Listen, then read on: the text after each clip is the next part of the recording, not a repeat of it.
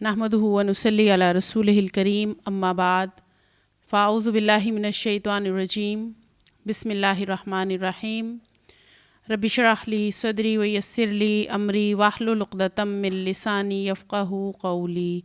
अस्सलामु अलैकुम व रहमतुल्लाहि व बरकातुहू। 14वां पारा रुबामा। आऊज़ु बिल्लाहि मिनश शैतानिर रजीम बिस्मिल्लाहिर्रहमानिर्रहीम। रुबमा यवद्दुल्लज़ीन कफ़रू लौ कानू मुस्लिमीन ज़रहुम यअकुलू व यतमत्तउ व युल्हिहिमुल अमलु फ़सौफ़ यअलमून। अल्लाह के नाम के साथ शुरू करते हैं जो बड़ा मेहरबान निहायत रहम फरमाने वाला है। अल्लाह ताला ने फरमाया, बैद नहीं कि वो वक्त आ जाए जब वही लोग जिन्होंने आज दावत इस्लाम को कबूल करने से इनकार कर दिया है पछता पछता कर कहेंगे, काश हमने सर झुका दिया होता। छोड़ो इन्हें, खाएं पिएं मज़े करें और भुलावे में डाले रखे इनको झूठी उम्मीद। अनकरीब इन्हें मालूम हो जाएगा हमने इससे पहले जिस बस्ती को भी हलाक किया है उसके लिए एक ख़ास मोहलत मुद्दत अमल लिखी जा चुकी थी। कोई कौम ना अपने वक्त मुकर्रर से पहले हलाक हो सकती है ना उसके बाद छूट सकती है। ये लोग कहते हैं, ऐ वो शख्स जिस पर ये क़ुरआन नाजिल हुआ है वो तो यकीनन दीवाना है। अगर तू सच्चा है तो हमारे सामने फ़रिश्तों को लेकर क्यों नहीं आता? हम फ़रिश्तों को यूं ही नहीं उतार दिया करते। वो जब उतरते हैं तो हक़ के साथ उतरते हैं और फिर लोगों को मोहलत नहीं दी जाती। रहा ये ज़िक्र तो इसको हमने नाजिल किया है और हम ख़ुद इसके निगहबान हैं। नबी पाक सल्लल्लाहु अलैहि वसल्लम की तालीम जो दावत आप सल्लल्लाहु अलैहि वसल्लम दे रहे थे मुशरिकीन को, और ये बार बार कहा करते थे कि अगर सच्चा है तो हमारे सामने फ़रिश्ते को लेकर आ, फ़रिश्ता आकर कहे कि ये पैगंबर हैं। अल्लाह ताला ने फरमाया कि ये ज़िक्र जो हमने नाजिल किया है, ज़िक्र से मुराद कुरान मजीद जो सरासर नसीहत, याद दिलाना, होशियार करना, वाज़ नसीहत करना, ये अल्लाह का ज़िक्र है, ये अल्लाह का कलाम है।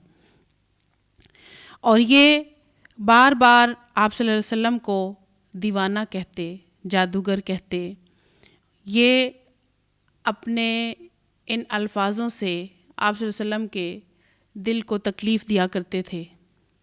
अल्लाह ताला नबी पाक सल्लल्लाहु अलैहि वसल्लम को तसल्ली दे रहे हैं कि हमने ये नसीहत नाजिल कर दी, ये ज़िक्र नाजिल कर दिया, आप इनकी परवाह ना करें, हम ख़ुद निगहबान हैं, हम ख़ुद देख रहे हैं और हम ही इनको बता देंगे ये जो इख्तलाफात कर रहे हैं।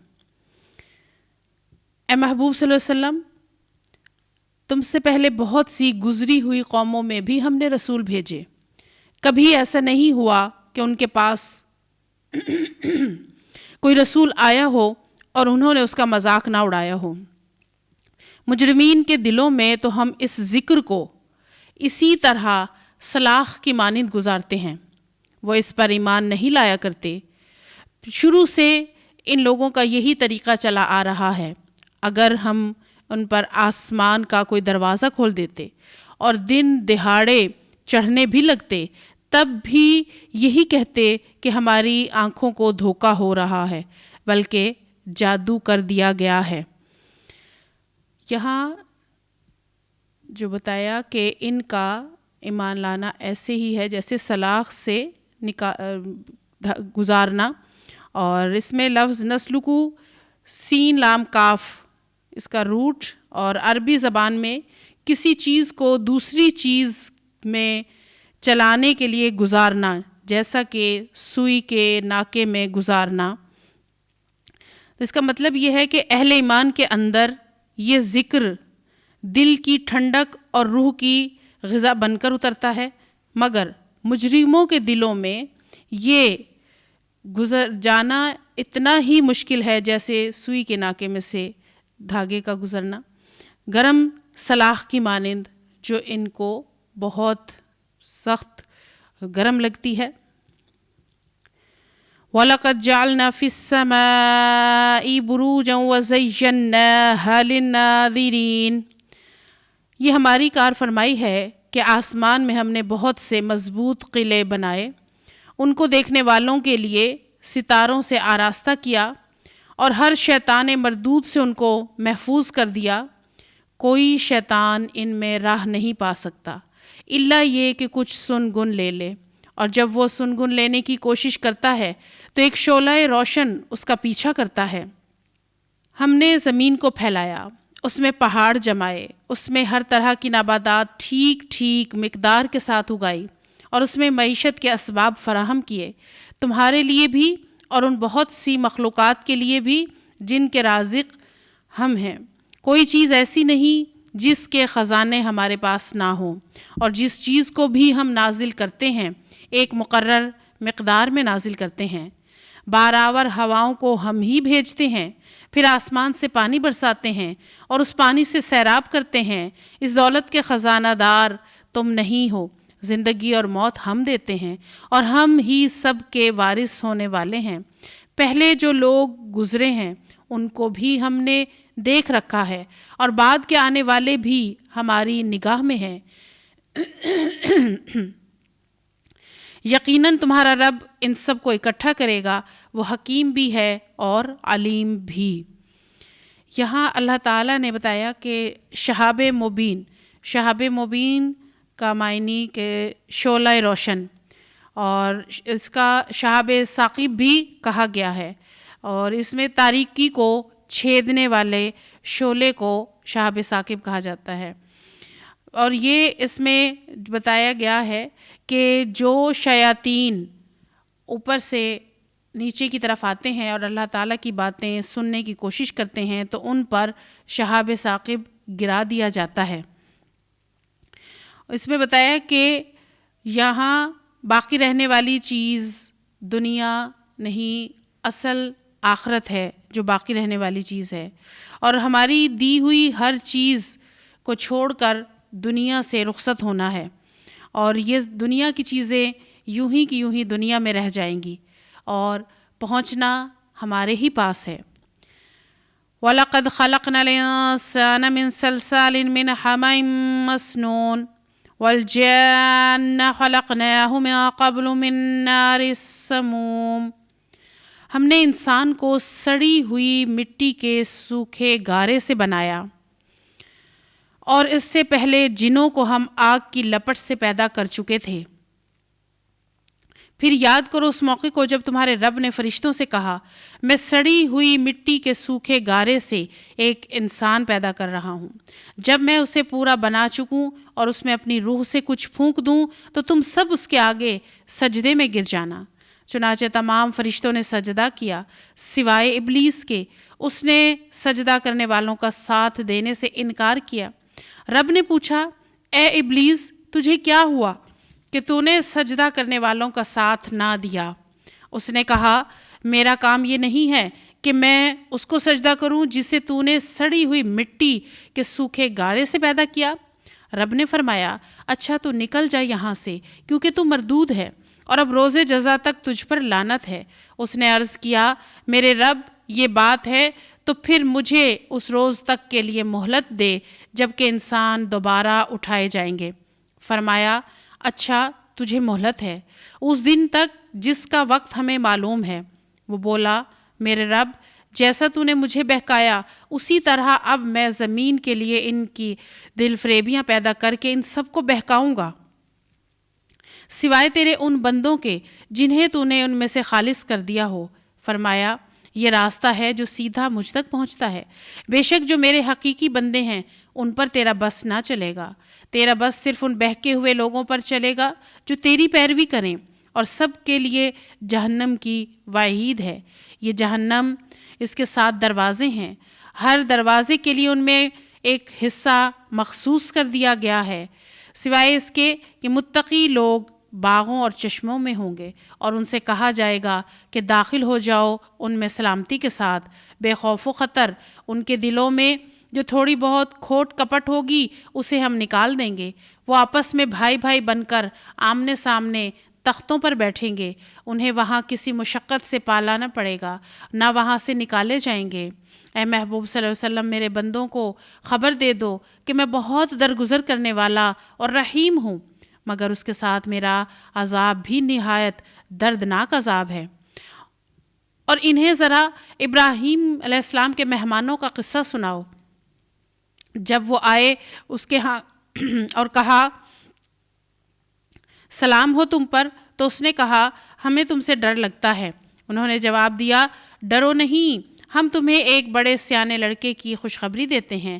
ابراہیم نے کہا کیا تم اس بڑھاپے میں مجھے اولاد کی خوشخبری دیتے ہو؟ ذرا سوچو تو صحیح، یہ کیسی بشارت تم مجھے دے رہے ہو؟ انہوں نے جواب دیا ہم تمہیں برحق بشارت دے رہے ہیں، تم مایوس نہ ہو۔ ابراہیم علیہ السلام نے کہا اپنی رب کی رحمت سے مایوس تو گمراہ لوگ ہی ہوا کرتے ہیں۔ پھر ابراہیم علیہ السلام نے پوچھا اے فرشتوں، وہ کیا مہم ہے جس پر آپ تشریف لائے؟ وہ بولے ہم ایک مجرم قوم کی طرف بھیجے گئے ہیں، صرف لوط کے گھر والے مستثنیٰ ہیں، ان سب کو ہم بچا لیں گے سوائے اس کی بیوی کے،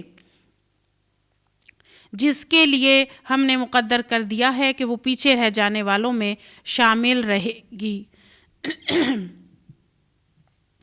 اس رکوع میں اللہ تعالیٰ فرما رہے ہیں کہ جو انسان کو پیدا کیا مٹی سے، اور جنوں کو پیدا کیا آگ سے، اور انسان کو سڑی ہوئی مٹی کے سوکھے گارے سے پیدا کیا، اور سموم کہتے ہیں اس گرم ہوا کو جس کے معنی آگ کی بجائے تیز حرارت کے ہوتے ہیں۔ اور یہ بتایا گیا ہے کہ جنوں کو آگ سے بنایا، اور جب اللہ تعالیٰ نے سجدہ کے لیے کہا تھا، یعنی انسانوں کو فضیلت دی، اشرف المخلوقات بنایا اور سب نے سجدہ کیا سوائے ابلیس کے، اس نے تکبر کیا اور اس نے کہا کہ جس انسان کو تو نے مٹی سوکھے گارے مٹی سے پیدا کیا ہے اسے میں سجدہ کروں؟ میں تو ایسا نہیں کروں گا۔ اور پھر جب اللہ نے کہا کہ تو یہاں سے نکل جا، تو اس نے چیلنج کیا کہ میں تیرے بندوں کو بہکاؤں گا۔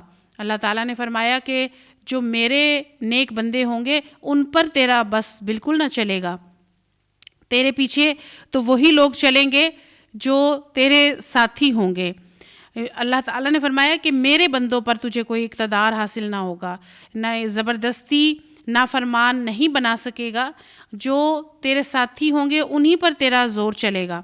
پھر آگے بتایا کہ ابراہیم علیہ السلام کا قصہ، کہ ابراہیم علیہ السلام کے پاس فرشتے آئے تھے خوشخبری دینے بیٹے کی، اور انہوں نے کہا کہ یہ کس طرح ممکن ہے؟ اللہ تعالیٰ نے فرمایا کہ یہ حکم ہے اللہ کا، جو اللہ فرماتا ہے وہ ہو کر رہتا ہے۔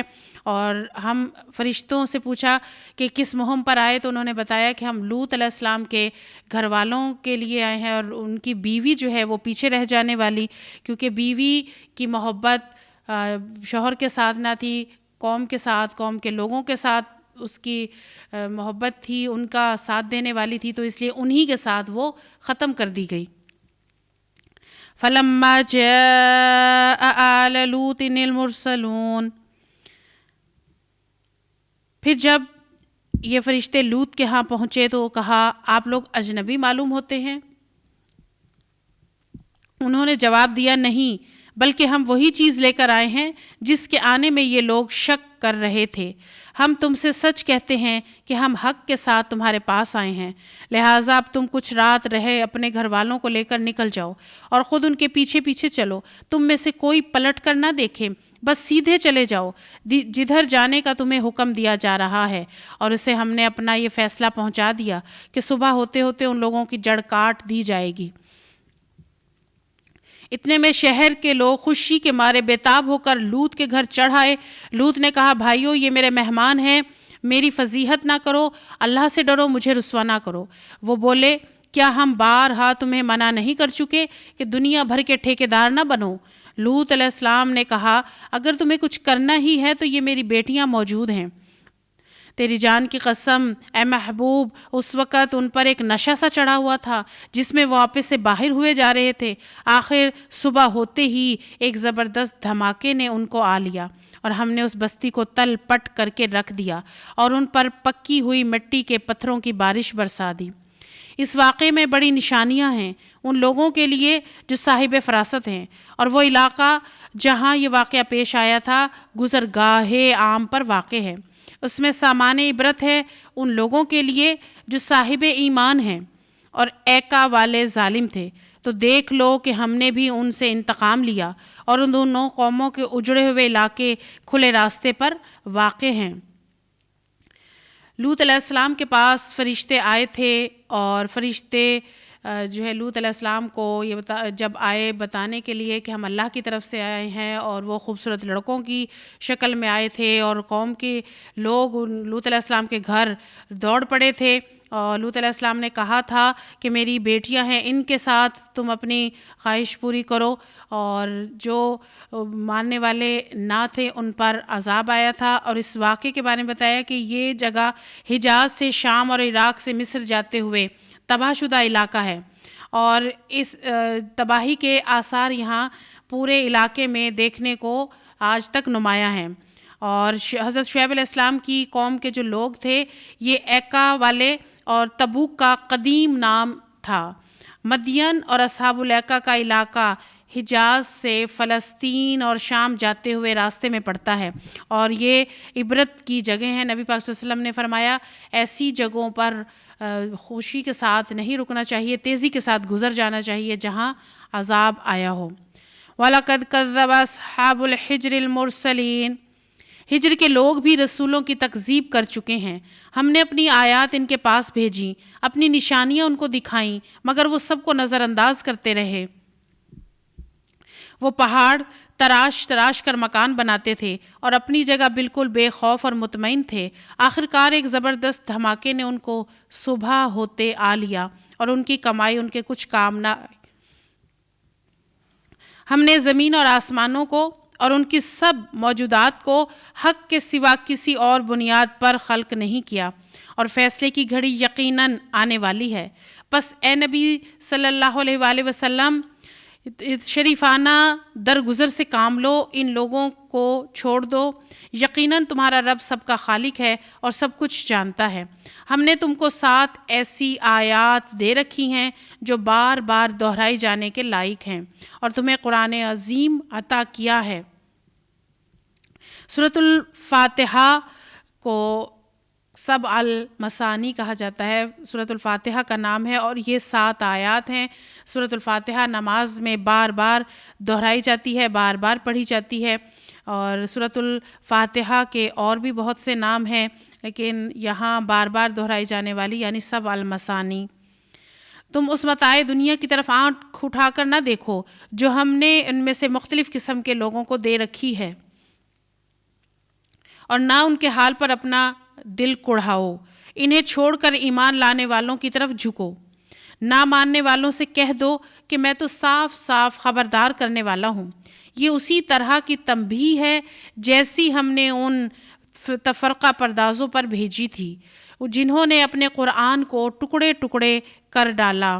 یعنی قرآن کو ٹکڑے کر دینے سے مراد یہ ہے کہ کسی حصے کی پیروی کی اور کسی حصے کو پس پشت ڈال دیا، کچھ مانا اور کچھ نہ مانا۔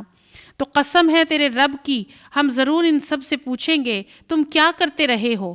پس اے نبی صلی اللہ علیہ وسلم، جس چیز کا حکم دیا جا رہا ہے اسے پہنچا دو اور شرک کرنے والوں کی ذرا برابر پرواہ نہ کرو۔ تمہاری طرف سے ہم ان مذاق اڑانے والوں کی خبر لینے کے لیے کافی ہیں جو اللہ کے ساتھ کسی اور کو بھی خدا قرار دیتے ہیں۔ ان قریب انہیں معلوم ہو جائے گا۔ ہمیں معلوم ہے کہ جو باتیں یہ لوگ تم پر بناتے ہیں ان سے تمہارے دل کو سخت کوفت ہوتی ہے۔ اس کا علاج یہ ہے کہ اپنے رب کی حمد کے ساتھ تسبیح کرو، اس کی جناب میں سجدہ بجا لاؤ، اور اس آخری گھڑی تک اپنے رب کی بندگی کرتے رہو جس کا آنا یقینی ہے۔ یعنی نبی پاک صلی اللہ علیہ وسلم کو اللہ تعالیٰ تسلی دے رہے ہیں کہ آپ صلی اللہ علیہ وسلم جب اللہ کا پیغام پہنچاتے تھے تو مشرکین جو نہ مانتے، آپ کو جادوگر کہتے، ساحر کہتے، آپ کو اذیتیں پہنچاتے، مصیبتیں آتی، تو اللہ تعالیٰ فرما رہے ہیں کہ آپ کا دل تو ان کی باتیں سن کر خراب ہوتا ہے، آپ کو کوفت ہوتی ہے، آپ پریشان نہ ہوں۔ اس کا حل یہ ہے، علاج یہ ہے کہ بس رب کی تسبیح کرتے رہو، صبح و شام اس کا ذکر کرو اور اپنے رب کی بندگی کرتے رہو۔ ہم جانتے ہیں ان کو، ہم ہی انہیں جواب دیں گے۔ سورۃ النحل، بسم اللہ الرحمن الرحیم۔ اتی امر اللہ فلا تستعجلوہ سبحانہ وتعالی عما یشرکون۔ اللہ کے نام کے ساتھ جو بڑا مہربان نہایت رحم فرمانے والا ہے۔ اللہ کا فیصلہ آ گیا، اب اس کے لیے جلدی نہ مچاؤ، پاک ہے وہ، بالا و برتر ہے اس شرک سے جو یہ لوگ کر رہے ہیں۔ وہ اس روح کو اپنے جس بندے پر چاہتا ہے اپنے حکم سے ملائکہ کے ذریعے نازل فرما دیتا ہے۔ آگاہ کر دو میرے سوا کوئی تمہارا معبود نہیں ہے، لہٰذا تم مجھی سے ڈرو۔ اس نے آسمان و زمین کو برحق پیدا کیا ہے، وہ بہت بالا و برتر ہے اس شرک سے جو یہ لوگ کرتے ہیں۔ اس نے انسان کو ایک ذرا سی بوند سے پیدا کیا اور دیکھتے دیکھتے صریحاً وہ ایک جھگڑالو ہستی بن گیا۔ سورہ نحل میں اللہ تعالیٰ نے فرمایا کہ اللہ کے فیصلے کا وقت آ گیا، یعنی اس کے ظہور و نفاذ کا وقت قریب آ لگا ہے، اور اس فیصلے سے مراد نبی صلی اللہ علیہ وآلہ وسلم کی مکہ سے ہجرت ہے، جس کا حکم تھوڑی مدت بعد دیا گیا۔ قرآن سے پتہ چلتا ہے کہ نبی صلی اللہ علیہ وسلم جن لوگوں کے درمیان مبعوث ہوئے وہ انکار کی آخری حد تک پہنچ گئے تھے، اور نبی کے پاک صلی اللہ علیہ وآلہ وسلم کو ہجرت کا حکم دے دیا گیا، اور یہی حکم ان کی قسمت کا فیصلہ کر دیتا ہے، اور اس کے بعد تو ان پر کوئی تباہ کن عذاب آ جاتا، اور ان نبی پاک صلی اللہ علیہ وسلم کے آنے سے یہ جو آنے کا فیصلہ تھا یہ پورا ہوا، اور نبی پاک صلی اللہ علیہ وسلم کو فرشتے کے ذریعے جبرائیل علیہ السلام کے ذریعے پیغام پہنچایا گیا۔ روح سے مراد روح نبوت اور وحی ہے، جس سے نبی پاک صلی اللہ علیہ وسلم کو قرآن پہنچایا گیا۔ روح سے مراد یعنی جبرائیل علیہ السلام یہ پیغام لے کر آئے اور انسان کو پیدا کیا۔ انسان کو اللہ تعالیٰ نے ایک نطفے کی حقیر سی بوند سے پیدا کیا، اور پھر اتنا بڑا انسان بن گیا، اور جس انسان کو خدا نے نطفے جیسی حقیر چیز سے پیدا کیا اس کی خودی کا طغیان یہ ہے کہ وہ خدا کے معاملے میں ہی جھگڑنے پر اتر آیا، بحثیں کرنے لگا۔ اللہ تعالیٰ نے تو اشرف المخلوقات بنایا، نعمتیں دی، مگر ان نعمتوں کا درست استعمال نہ کیا۔ اس نے جانور بھی پیدا کیے جن میں پوشاک بھی ہے اور خوراک بھی، اور طرح طرح کے دوسرے فائدے بھی۔ ان میں تمہارے لیے جمال ہے، جبکہ صبح تم انہیں چرنے کے لیے بھیجتے ہو، جبکہ شام انہیں واپس لاتے ہو۔ وہ تمہارے لیے بوجھ اٹھا کر لاتے ہیں، دور دور تک مقامات تک لے جاتے ہیں۔ حقیقت یہ ہے کہ تمہارا رب بڑا ہی شفیق اور مہربان ہے۔ اس نے گھوڑے اور خچر اور گدھے پیدا کیے تاکہ تم ان پر سوار ہو اور وہ تمہاری زندگی کی رونق بنے، اور بہت سی چیزیں تمہارے فائدے کے لیے پیدا کی جن کا تمہیں علم تک نہیں ہے، اور اللہ ہی کے ذمہ ہے سیدھا راستہ بتانا، جبکہ راستے ٹیڑھے بھی موجود ہیں۔ اگر وہ چاہتا تو تم سب کو ہدایت دے دیتا۔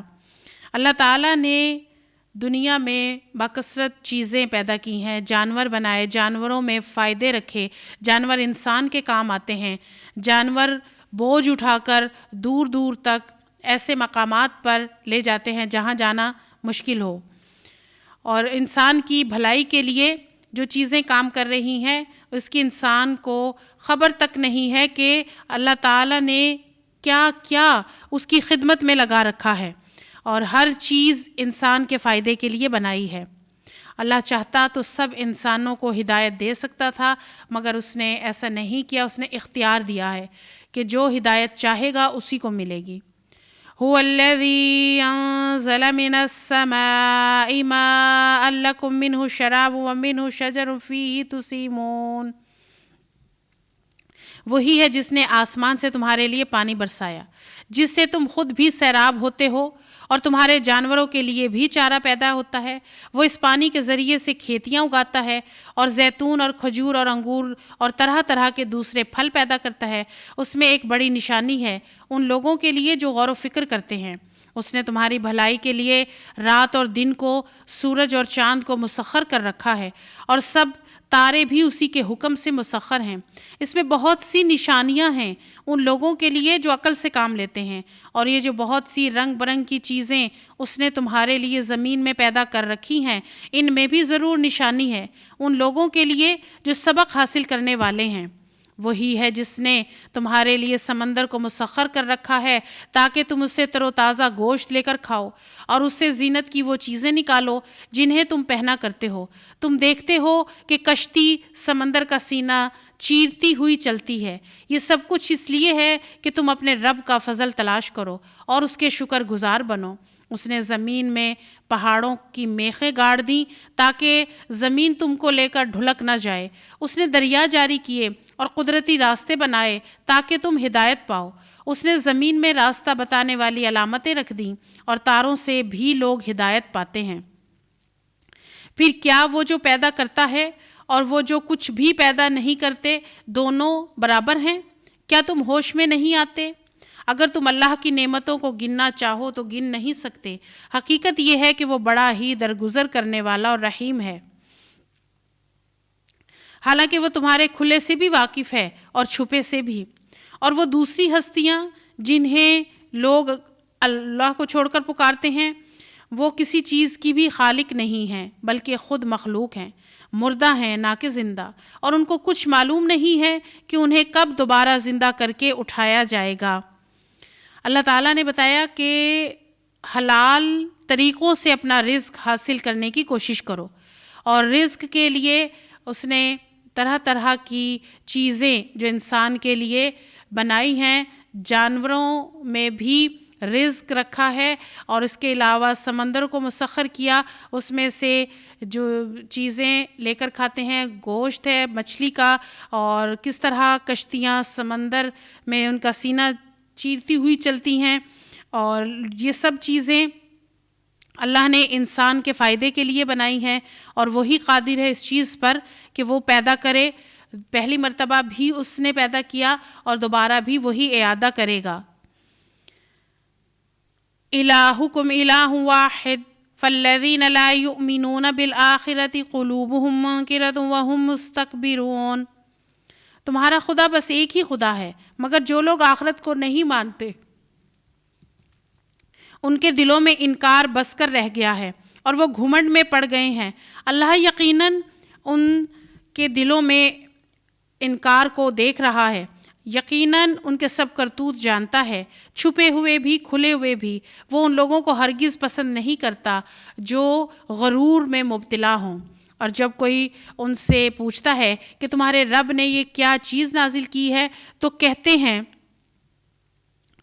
کہ وہ تو اگلے وقتوں کی فرسودہ کہانیاں ہیں. یہ باتیں وہ اس لیے کرتے ہیں کہ قیامت کے روز اپنے بوجھ بھی پورے اٹھائیں اور ساتھ ساتھ ان لوگوں کے بوجھ بھی سمیٹیں جنہیں جہالت کی بنا پر یہ گمراہ کر رہے ہیں. دیکھو کیسی سخت ذمہ داری ہے جو یہ اپنے سر لے رہے ہیں.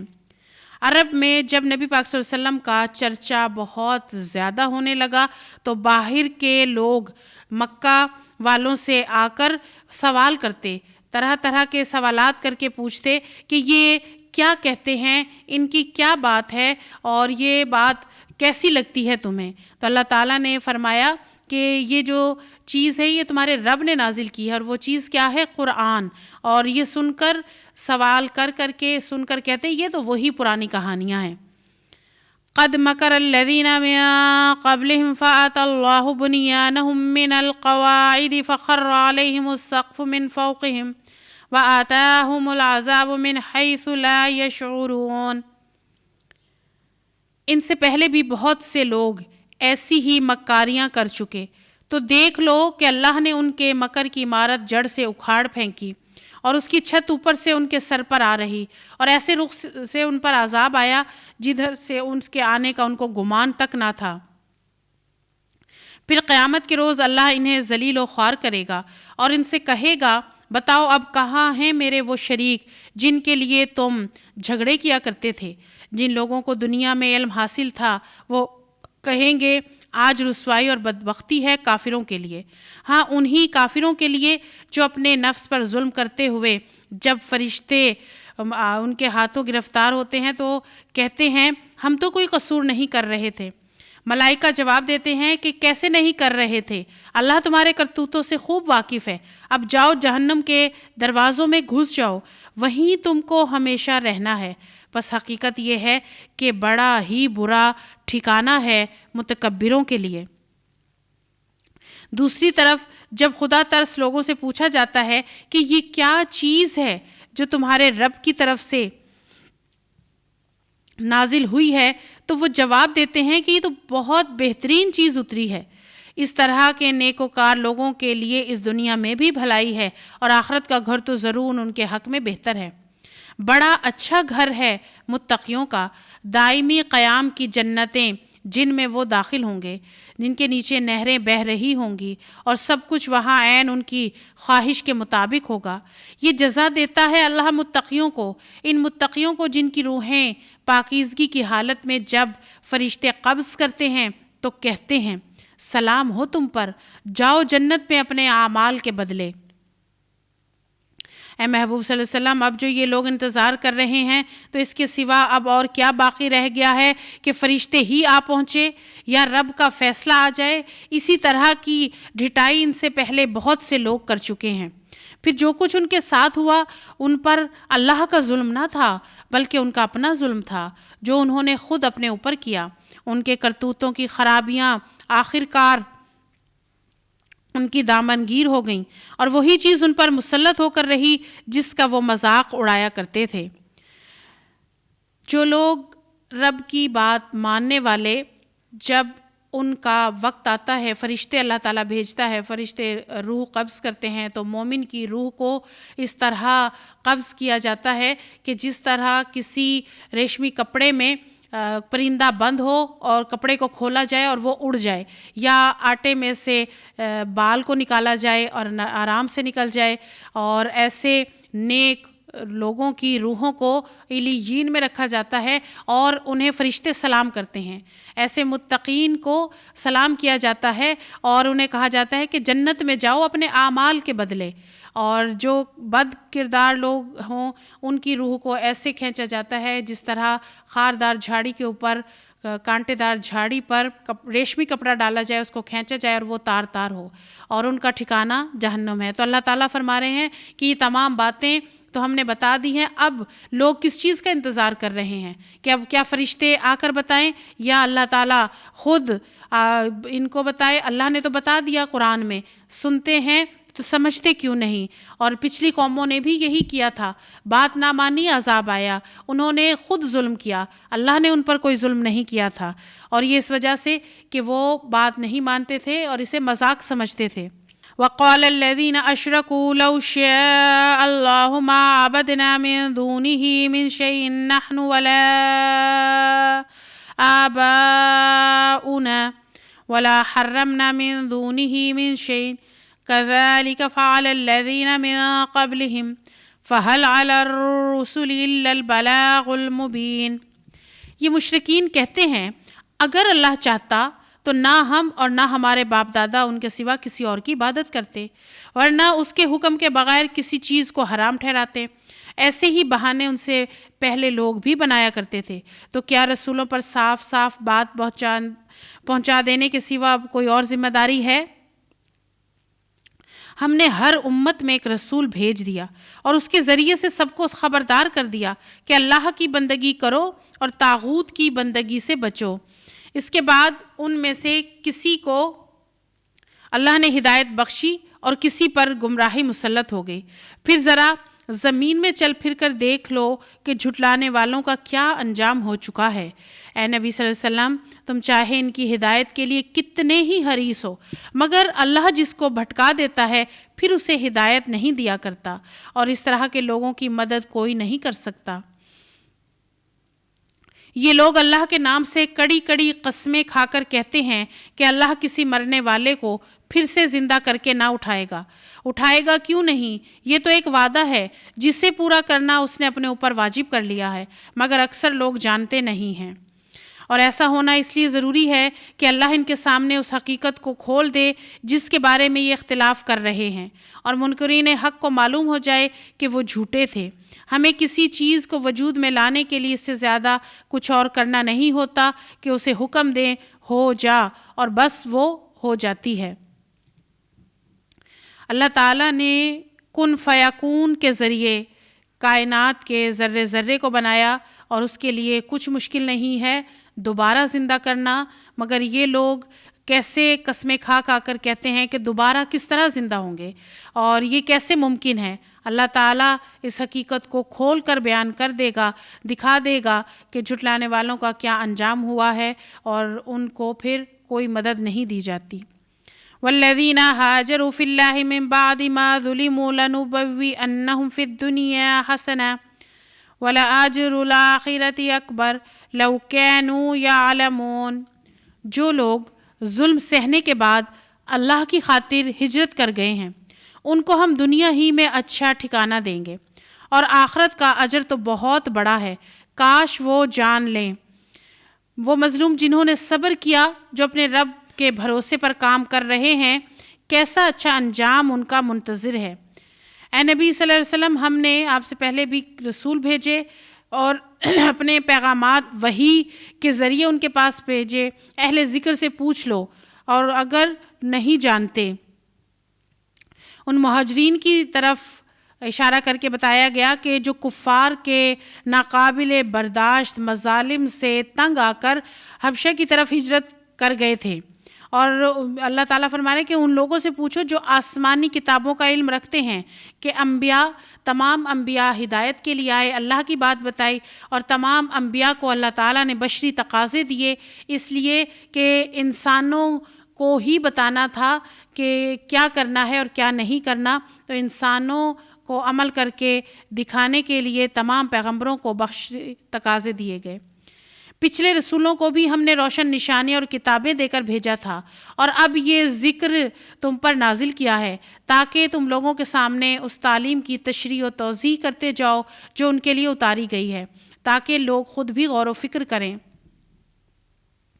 رسول اللہ صلی اللہ علیہ وسلم پر کتاب یعنی قرآن اس لیے نازل کیا گیا کہ آپ صلی اللہ علیہ وسلم اپنے قول اور عمل سے اس کی تعلیمات اور اس کے احکام کی تشریح وضاحت کے ذات کریں، اور نبی پاک صلی اللہ علیہ وآلہ وسلم کا عمل جو ہے وہ سنت ہے، اور اسی لیے پیغمبروں کو بشری تقاضے دیے گئے۔ تمام پیغمبروں نے پیغام پہنچایا، اور نبی پاک صلی اللہ علیہ وسلم نے تو عمل کر کے دکھایا، اور آپ صلی اللہ علیہ وسلم کا عمل جو ہے یہ سنت ہو گیا کہ جو ایک سنت کو ادا کرتا ہے وہ گویا نبی پاک صلی اللہ علیہ وآلہ وسلم کو زندہ کرتا ہے، اور زندہ کرنے سے مراد یہ کہ آپ صلی اللہ علیہ وسلم کے قول کو آگے بڑھاتا ہے۔ آپ صلی اللہ علیہ وآلہ وسلم نے ہر طرح سے عمل کر کے دکھایا، چھوٹے چھوٹے احکامات پر بھی، بڑے بڑے احکامات پر بھی، اور صبر برداشت کا مظاہرہ کیا۔ پھر کیا وہ لوگ جو پیغمبر کی مخالفت میں بد سے بدتر چالیں چل رہے ہیں اس بات سے بالکل بے خوف ہو گئے ہیں کہ اللہ ان کو زمین میں دھنسا دے، یا ایسے گوشے سے ان پر عذاب لے آئے جدھر سے ان کا آنے کا وہم و گمان تک نہ تھا، اچانک چلتے پھرتے ان کو پکڑ لے، یا ایسی حالت میں انہیں پکڑے جبکہ انہیں خود آنے والی مصیبت کا کھٹکا لگا ہوا ہو، اور وہ اس سے بچنے کی فکر میں چوکنے ہوں، اور وہ جو کچھ بھی کرنا چاہے یہ لوگ اس کو عاجز کرنے کی طاقت نہیں رکھتے۔ حقیقت یہ ہے کہ تمہارا رب بڑا ہی نرم خو اور رحیم ہے، اور کیا یہ لوگ اللہ کی پیدا کی ہوئی کسی چیز کو نہیں دیکھتے کہ اس کا سایہ کس طرح اللہ کے حضور سجدہ کرتے ہوئے دائیں اور بائیں گرتا ہے؟ سب کے سب اس طرح اظہار عاجزی کر رہے زمین اور آسمانوں میں جس قدر جاندار مخلوقات ہیں اور جتنے بھی فرشتے ہیں سب اللہ کے آگے سر بسجود ہیں۔ وہ ہرگز سرکشی نہیں کرتے، اپنے رب سے جو ان کے اوپر ہے ڈرتے ہیں، اور جو کچھ حکم دیا جاتا ہے اسی کے مطابق کام کرتے ہیں۔ تمام جسمانی اشیاء جو ہیں ان کے سائے ہیں، اور انسان کے جسم کا سایہ اس بات کی علامت ہے کہ پہاڑ ہوں یا درخت، جانور ہوں یا انسان، سب کے سب ایک ہماگیر قانون کی گرفت میں ہیں، اور سب کی پیشانی پر بندگی کا داغ لگا ہوا ہے۔ الوہیت میں سے کسی کا کوئی بھی حصہ نہیں ہے، اور سایہ پڑنا ایک چیز کے مادی ہونے کی علامت ہے، اور مادی ہونا بندہ اور مخلوق ہونے کا کھلا ثبوت ہے۔ ہر چیز کا سایہ ہے، اور ہر چیز کا سایہ اس کو بتاتا ہے، اور اس سائے سے ہی نمازوں کے اوقات کا جو پہلے اندازہ لگایا جاتا تھا، اور ہر چیز کا سایہ اللہ تعالیٰ نے بنایا ہے۔ نبی پاک صلی اللہ علیہ وآلہ وسلم کا تو سایہ تک نہیں بنایا۔ وقال اللہ لا تتخذوا الہین اثنین انما هو الہ واحد فإیایا فارہبون۔ اللہ کا فرمان ہے کہ دو خدا نہ بنا لو، خدا تو بس ایک ہی ہے، لہٰذا تم مجھی سے ڈرو۔ اگر کہیں اللہ لوگوں کو ان کی زیادتی پر فوراً پکڑ لیا کرتا تو روئے زمین میں کسی انسان کو نہ چھوڑتا، لیکن وہ سب کو ایک وقت مقرر تک مہلت دیتا ہے، پھر جب وہ وقت آ جاتا ہے تو اس کی ایک گھڑی بھر آگے پیچھے نہیں ہو سکتی۔ آج یہ لوگ وہ چیزیں اللہ کے لیے تجویز کر رہے ہیں جو خود اپنے لیے انہیں ناپسند ہیں، اور جھوٹ کہتی ہیں ان کی زبانیں کہ ان کے لیے بھلا ہی بھلا ہے۔ ان کے لیے تو ایک ہی چیز ہے، اور وہ ہے دوزخ کی آگ، ضرور یہ سب سے پہلے اس میں پہنچائے جائیں گے۔ خدا کی قسم اے محبوب صلی اللہ علیہ وسلم، تم سے پہلے بہت سی قوموں میں ہم رسول بھیج چکے ہیں، اور پہلے بھی یہی ہوتا رہا ہے کہ شیطان نے ان کے برے کرتوت انہیں خوشنما بنا کر دکھائے، اور رسولوں کی بات انہوں نے مان کر نہ دی۔ وہی شیطان آج ان لوگوں کا بھی سرپرست بنا ہوا ہے، اور یہ دردناک سزا کے مستحق بن رہے ہیں۔ ہم نے یہ کتاب اس لیے نازل کی ہے کہ ان اختلافات کی حقیقت ان پر کھول دو جن میں یہ پڑے ہوئے ہیں۔ یہ کتاب رہنمائی اور رحمت بن کر اتری ہے ان لوگوں کے لیے جو اسے مان لیں۔ تم ہر برسات میں دیکھتے ہو کہ اللہ نے آسمان سے پانی برسایا اور یکایک مردہ زمین اس میں جان ڈال دی، یقیناً اس میں ایک نشانی ہے سننے والوں کے لیے۔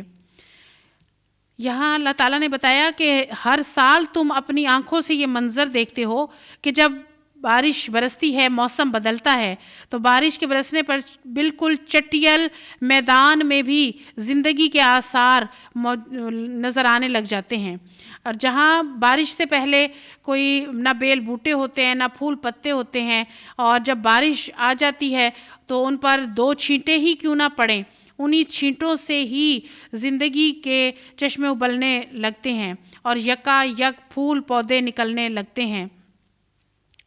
برسات میں تمام پھول پودے جو ہے وہ ابھر کر سامنے آتے ہیں، بارشیں زیادہ برستی ہیں، اور بے شمار حشرات الارض جن کا نام و نشان تک گرمی کے زمانے میں نہیں ہوتا، لیکن اسی برسات میں ایک دم وہ نمودار ہو جاتے ہیں۔ اور یہ زندگی کے وہ مرحلے ہیں جو تم بار بار دیکھتے ہو کہ برسات ہر سال آتی رہتی ہے، اور یہ سب اپنی آنکھوں سے دیکھتے ہو، پھر بھی تمہیں نبی پاک صلی اللہ علیہ وسلم کی زبان سے یہ ساری باتیں سن کر حیرت ہوتی ہے کہ اللہ تعالیٰ مرنے کے بعد انسانوں کو دوبارہ زندہ کرے گا۔ یہ نشانیاں کس لیے دکھائی ہیں؟ اور یہی نشانیاں دکھا کر تمہیں یقین دلایا جا رہا ہے، کیونکہ یہ سب دیکھتے ہو، اور یہی بات تمہیں پیغمبر صلی اللہ علیہ وآلہ وسلم بتا رہے ہیں۔ وَإِنَّ لَكُمْ فِي الْأَنْعَامِ لَعِبْرَةً نُسْقِيكُم مِّمَّا فِي بُطُونِهِ مِن بَيْنِ فَرْثٍ وَدَمٍ لَبَنًا خَالِصًا سَائِغًا لِّلشَّارِبِينَ۔ اور تمہارے لیے مویشیوں میں بھی سبق ہے، ان کے پیٹ سے گوبر اور خون کے درمیان ایک چیز ہم تمہیں پلاتے ہیں، یعنی خالص دودھ جو پینے والوں کے لیے نہایت خوشگوار ہے، اور اسی طرح کھجور کے درختوں اور انگور کی بیلوں سے بھی ہم ایک چیز تمہیں پلاتے ہیں، جسے تم نشاور بھی بنا لیتے ہو اور پاک رزق بھی۔ یقیناً اس میں ایک نشانی ہے عقل سے کام لینے والوں کے لیے۔ جانوروں میں اللہ تعالیٰ نے اتنی نشانیاں رکھی ہیں اور فائدے رکھے ہیں کہ جن جانوروں سے دودھ حاصل کیا جاتا ہے وہ دودھ کس طرح گوبر اور گھاس کے درمیان میں بنتا ہے اور اس میں اس کی خوشبو تک نہیں آتی، بدبو نہیں آتی، اور دودھ ایک مکمل غذا ہے۔ اور نبی پاک صلی اللہ علیہ وآلہ وسلم کے سامنے جب معراج میں چیزیں رکھی گئی تھیں تو آپ صلی اللہ علیہ وسلم نے دودھ کو ہی پسند فرمایا تھا، اور یہ جو اللہ کی نشانیاں اور نعمتیں ہیں۔ اور کھجور کے درخت اور انگور کی بیلوں سے، یعنی کھجور جو ہے وہ درختوں پر لگتا ہے اور انگور جو ہیں یہ بیلوں میں لگتے ہیں، اور یہی جو انگور ہیں اور کھجور ہیں ان سے تم پاک اور ناپاک دونوں، یعنی ناپاک سے مراد یہ ہے کہ شراب، اس کی شراب بناتے ہو اور خود سے اس کو حرام کر لیتے ہو۔ اور دیکھو تمہارے رب نے شہد کی مکھی پر یہ بات وحی کر دی کہ پہاڑوں میں اور درختوں میں چڑھائی ہوئی بیلوں میں اپنے چھتے بنا اور ہر طرح کے پھلوں کا رس چوس اور اپنے رب کی ہموار کی ہوئی راہوں پر چلتی رہے۔ فصلو کی سبولا ربی کی ذلولا، اس مکھی کے اندر سے رنگ برنگ کا ایک شربت نکلتا ہے جس میں شفا ہے لوگوں کے لیے۔ یقیناً اس میں ایک نشانی بھی ہے ان لوگوں کے لیے جو غور و فکر کرتے ہیں۔ اور دیکھو اللہ نے تم کو پیدا کیا، وہ پھر تم کو موت دیتا ہے اور تم میں سے کوئی بدترین عمر کو پہنچا دیا جاتا ہے تاکہ سب کچھ جاننے کے بعد پھر کچھ نہ جانے۔ حق یہ ہے کہ اللہ ہی علم میں بھی کامل ہے اور قدرت میں بھی۔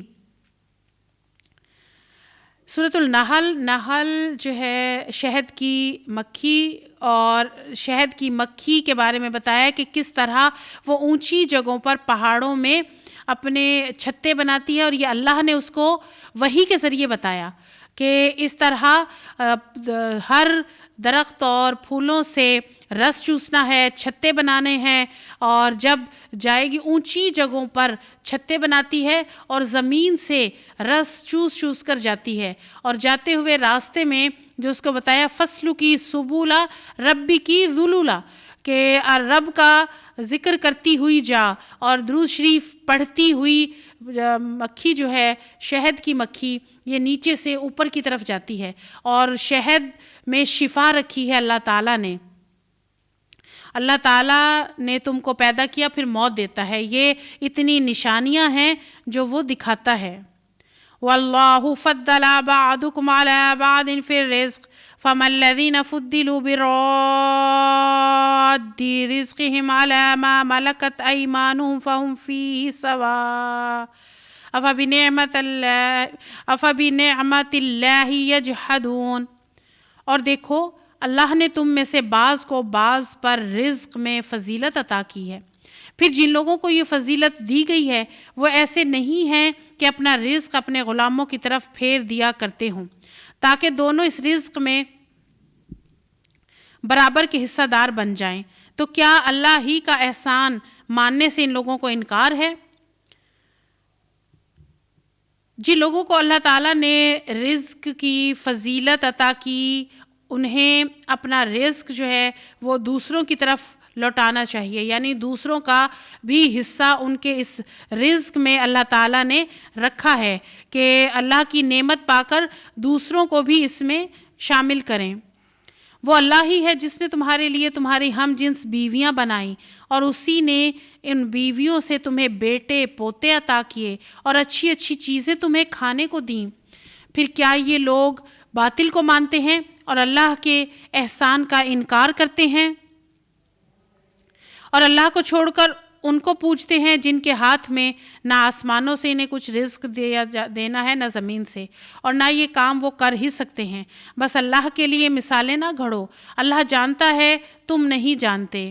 اللہ ایک مثال دیتا ہے، ایک تو ہے غلام جو دوسرے کا مملوک ہے اور خود کوئی اختیار نہیں رکھتا، اور دوسرا شخص ایسا ہے جسے ہم نے اپنی طرف سے اچھا رزق عطا کیا ہے اور وہ اس میں سے کھلے اور چھپے خرچ کرتا ہے۔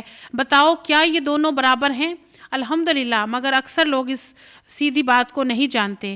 اللہ ایک اور مثال دیتا ہے کہ 2 آدمی ہیں، ایک گونگا ہے، بہرا کوئی کام نہیں کر سکتا، اپنے آقا پر بوجھ بنا ہوا ہے، جدھر بھی وہ اسے بھیجے کوئی بھلائی کا کام اس سے نہ بنے۔ دوسرا شخص ایسا ہے کہ انصاف کا حکم دیتا ہے، خود راہ راست پر قائم ہے۔ بتاؤ کیا یہ دونوں برابر ہیں؟ یعنی یہاں اللہ تعالیٰ نے مثالوں سے یہ بات بتائی ہے کہ کچھ تو ایسے ہیں جنہیں رزق زیادہ دیا جاتا ہے، اور زیادہ رزق پا کر، نعمتیں زیادہ پا کر وہ بڑے بنتے ہیں، اور جو ان کے مملوک ہیں یعنی جو ان کے نوکر ہیں، غلام ہیں، کہ ان کو اپنے جیسا نہیں سمجھتے، انہیں اپنے برابر نہیں بٹھاتے۔ تو جب ان کو اپنے برابر نہیں بٹھاتے، انہیں کمتر سمجھتے ہو، تو پھر وہ رب جس نے یہ نعمت دی ہے، جو سب کچھ دینے والا ہے، جو رزق دینے والا ہے، تو پھر اس کو کیوں نہیں مانتے، کیوں نہیں اس کو اپنے سے بڑا مانتے، کیوں اور چیزوں میں دوسروں کو اس کا شریک ٹھہراتے ہو؟ اور اللہ تعالیٰ تو مثال دیتا ہے گونگے اور بہرے اور سننے اور سمجھنے والے انسان کی، کہ دونوں برابر نہیں ہو سکتے۔ تو اللہ تعالیٰ کو مانو، کیونکہ وہی رازق ہے، وہی سب کچھ عطا کرنے والا ہے، اور اللہ تعالیٰ عطا کرتا ہے، اور نبی پاک صلی اللہ علیہ وآلہ وسلم اس کو تقسیم کرتے ہیں۔ وَلِلَّهِ غَيْبُ السَّمَاوَاتِ وَالْأَرْضِ وَمَا أَمْرُ السَّاعَةِ إِلَّا كَلَمْحِ الْبَصَرِ أَوْ هُوَ أَقْرَبُ إِنَّ اللَّهَ عَلَىٰ كُلِّ شَيْءٍ قَدِيرٌ۔ زمین و آسمان کے پوشیدہ حقائق کا علم تو اللہ کو ہے، اور قیامت کے برپا ہونے کا معاملہ کچھ دیر نہ لے گا، مگر بس اتنی کہ جس میں آدمی کی پلک جھپک جائے، بلکہ اس سے بھی کچھ کم۔ حقیقت یہ ہے کہ اللہ سب کچھ کر سکتا ہے۔ اللہ نے تم کو تمہاری ماؤں کے پیٹوں سے نکالا، اس حالت میں کہ تم کچھ نہ جانتے تھے۔ اس نے تمہیں کان دیے، آنکھیں دیں، سوچنے والے دل دیے، اس لیے کہ تم شکر گزار بنو۔ کیا ان لوگوں نے کبھی پرندوں کو نہیں دیکھا کہ فضائے آسمانی میں کس طرح مسخر ہیں؟ اللہ کے سوا کس نے ان کو تھام رکھا ہے؟ اس میں بہت نشانیاں ہیں ان لوگوں کے لیے جو ایمان لاتے ہیں۔ اللہ نے تمہارے لیے تمہارے گھروں کو جائے سکون بنایا۔ اس نے جانوروں کی کھالوں سے تمہارے لیے ایسے مکان پیدا کیے جنہیں تم سفر اور قیام دونوں حالتوں میں ہلکا پاتے ہو۔ اس نے جانوروں کے صوف اور اون اور بالوں سے تمہارے لیے پہننے اور برتنے کی بہت سی چیزیں پیدا کر دیں، جو زندگی کی مدت مقررہ تک تمہارے کام آتی ہیں۔ اس نے اپنی پیدا کی ہوئی بہت سی چیزوں سے تمہارے لیے سائے کا انتظام کیا، پہاڑوں میں تمہارے لیے پناہ گاہیں بنائیں، اور تمہیں ایسی پوشاکیں بخشیں جو تمہیں گرمی سے بچاتی ہیں، کچھ دوسری پوشاکیں جو آپس کی جنگ میں تمہاری حفاظت کرتی ہیں۔ اس طرح وہ تم پر اپنی نعمتوں کی تکمیل کرتا ہے، شاید کہ تم فرما بردار بنو۔ اب اگر یہ لوگ منہ موڑتے ہیں تو اے محبوب صلی اللہ علیہ وسلم، تم پر صاف صاف پیغام حق پہنچا دینے کے سوا کوئی اور ذمہ داری نہیں ہے۔ یہ اللہ کے احسان کو پہچانتے ہیں، پھر اس کا انکار کرتے ہیں، اور ان میں ایسے ہیں جو ماننے کو تیار نہیں ہیں۔ یہاں اللہ تعالیٰ نے بتایا کہ مشرکین جو ہیں وہ کہتے ہیں کہ ہم ماننے والے نہیں۔ اللہ تعالیٰ نے اتنی نعمتیں انہیں دی ہیں، لیکن ان کو دیکھ کر بھی یہ مانتے نہیں ہیں، اور یہ کہتے ہیں کہ ہماری تو سمجھ میں یہ باتیں نہیں آتی۔ اور اللہ تعالیٰ نے بتا دیا کہ یہ جو چیزیں استعمال کر رہے ہیں یہ بھی نعمتیں ہیں، ان کو بھی یہ دیکھتے ہیں، اور ان کو بھی ماؤں کے پیٹوں میں رکھا اور ماؤں نے پیدا کیا، اور یہ ان کو بھی وہی نعمتیں دی ہیں، آنکھیں دی ہیں، کان دیے ہیں، دل دیے ہیں، تاکہ یہ اس دینے والے کو مانے، مگر یہ سب کچھ پا کر بھی اس کو نہیں مانتے۔ اور کیا یہ پرندوں کو نہیں دیکھتے کہ پرندوں کو کس طرح آسمان میں مسخر کیا ہوا ہے، اور کس نے ان کو تھام رکھا ہے؟ یعنی پرندے جو ہیں وہ آسمان میں کس طرح اڑتے ہیں، اور ان کی پرواز کتنی بلند ہوتی ہے، اور کس طرح پرندے جو ہیں بغیر کسی سہارے کے بلند آسمان میں اڑتے پھرتے ہیں۔ اور جو اللہ نے گھر دیے ہیں، جائے سکون بنایا گھروں کو، جانوروں نے بھی گھر بنائے، جانوروں کے بھی گھر ہیں اور انسانوں کے بھی گھر ہیں اور ان مشرکین کے بھی گھر ہیں، لیکن اس کے باوجود یہ سب کچھ پا کر دیکھ کر بھی نہیں مانتے اور یہ چمڑے کے خیمے بناتے ہیں۔ عربوں میں اس کا بہت رواج تھا۔ وَيَوْمَ نَبْعَثُ مِن كُلِّ أُمَّةٍ شَهِيدًا ثم لا يؤذن للذين كفروا ولا هم يستعتبون۔ انہیں کچھ ہوش نہیں ہے کہ اس وقت کیا بنے گی جب ہم ہر امت میں سے ایک گواہ کھڑا کریں گے، پھر کافروں کو حجتیں پیش کرنے کا موقع دیا جائے گا، نہ ان سے توبہ استغفار کا مطالبہ کیا جائے گا۔ ظالم لوگ جب ایک دفعہ عذاب دیکھ لیں گے تو اس کے بعد نہ ان کے عذاب میں کوئی کمی کی جائے گی اور نہ انہیں ایک لمحہ بھر مہلت دی جائے گی۔ اور وہ جنہوں نے دنیا میں شرک کیا تھا اپنے ٹھہرائے ہوئے شریکوں کو دیکھیں گے تو کہیں گے اے پروردگار، یہی ہے ہمارے وہ شریک جنہیں ہم تجھے چھوڑ کر پکارا کرتے تھے۔ اس پر ان کے معبود انہیں صاف جواب دیں گے، تم جھوٹے ہو۔ اس وقت یہ سب اللہ کے آگے جھک جائیں گے، وہ ان کے سارے جھوٹ رفو چکر ہو جائیں گے جو دنیا میں کہا کرتے تھے۔ جن لوگوں نے خود کفر کی راہ اختیار کی اور دوسروں کو اللہ کی راہ سے روکا، انہیں ہم عذاب پر عذاب دیں گے، اس فساد کے بدلے جو وہ دنیا میں برپا کرتے رہے۔ ہم ہر امت میں خود اسی کے اندر سے ایک گواہ کھڑا کریں گے جو اس کے مقابلے میں شہادت دے گا، اور ان لوگوں کے مقابلے میں شہادت دینے کے لیے ہم تمہیں لائیں گے۔ ہم نے یہ کتاب تم پر نازل کر دی ہے، ہر چیز کی صاف صاف وضاحت کرنے والی ہے، ہدایت اور رحمت اور خوشخبری ہے ان لوگوں کے لیے جنہوں نے سر تسلیم خم کر دیا۔ یعنی نبی پاک صلی اللہ علیہ وآلہ وسلم آخری نبی ہیں، لیکن گواہی کے لیے سب سے پہلے کھڑا کیا جائے گا اور گواہی لی جائے گی۔ گواہی یہ ہوگی کہ اللہ کا پیغام پہنچا یا نہیں، پہنچایا یا نہیں۔ ان اللہ یأمر بالعدل والاحسان وایتاء ذی القربى وینہی عن الفحشاء والمنکر والبغی یعظکم لعلکم تذکرون۔ اللہ عدل اور احسان اور صلہ رحمی کا حکم دیتا ہے، بدی و بے حیائی اور ظلم اور زیادتی سے منع کرتا ہے، وہ تمہیں نصیحت کرتا ہے تاکہ تم سبق لو، اللہ کے عہد کو پورا کرو جب کہ تم نے اس سے کوئی عہد باندھا ہو، اور اپنی قسمیں پختہ کرنے کے بعد توڑ نہ ڈالو جب کہ تم اللہ کو اپنے اوپر گواہ بنا چکے ہو۔ اللہ تمہارے سب افعال سے باخبر ہے۔ تمہاری حالت اس عورت کی سی نہ ہو جائے جس نے اپنی محنت سے سود کاتا اور پھر آپ ہی اسے ٹکڑے ٹکڑے کر ڈالا۔ تم اپنی قسموں کو آپس کے معاملات میں مکر و فریب کا ہتھیار بناتے ہو تاکہ ایک قوم دوسری قوم سے بڑھ کر فائدے حاصل کرے، حالانکہ اللہ اس عہد و پیمان کے ذریعے سے تم کو آزمائش میں ڈالتا ہے، اور ضرور وہ قیامت کے روز تمہارے تمام اختلافات کی حقیقت تم پر کھول دے گا۔ اگر اللہ کی مشیت یہ ہوتی کہ تم میں کوئی اختلاف نہ ہو تو وہ تم سب کو ایک ہی امت بنا دیتا، مگر وہ جسے چاہتا ہے گمراہی میں ڈالتا ہے اور جسے چاہتا ہے راہ راست دکھا دیتا ہے، اور ضرور تم سے تمہارے اعمال کے بارے میں پوچھا جائے گا۔ اور اے مسلمانوں، تم اپنی قسموں کو آپس میں ایک دوسرے کو دھوکہ دینے کا ذریعہ نہ بنا لینا، کہیں ایسا نہ ہو کہ کوئی قدم جمنے کے بعد اکھڑ جائے اور تم اس جرم کی پاداش میں کہ تم نے لوگوں کو اللہ کی راہ سے روکا برا نتیجہ دیکھو اور سزا بھگتو۔ اللہ کے عہد کو تھوڑے سے فائدے کے بدلے بیچ نہ ڈالو، جو کچھ اللہ کے پاس ہے وہ تمہارے لیے زیادہ بہتر ہے اگر تم جانو۔ جو کچھ تمہارے پاس ہے وہ خرچ ہو جانے والا ہے، اور جو کچھ اللہ کے پاس ہے وہی باقی رہنے والا ہے، اور ہم ضرور صبر سے کام لینے والوں کو ان کے اجر ان کے بہترین اعمال کے مطابق دیں گے۔ یہاں اللہ تعالیٰ نے بتایا کہ اس عورت کی سی حالت نہ ہو جائے، یعنی مثال دی ہے کہ سوت کو کاٹ کر اپنے ہاتھوں سے توڑ دے، تو اسی طرح اعمال کریں اور اعمال میں نیت کا اخلاص نہ ہو تو وہ کل کسی کام نہ آئے گا۔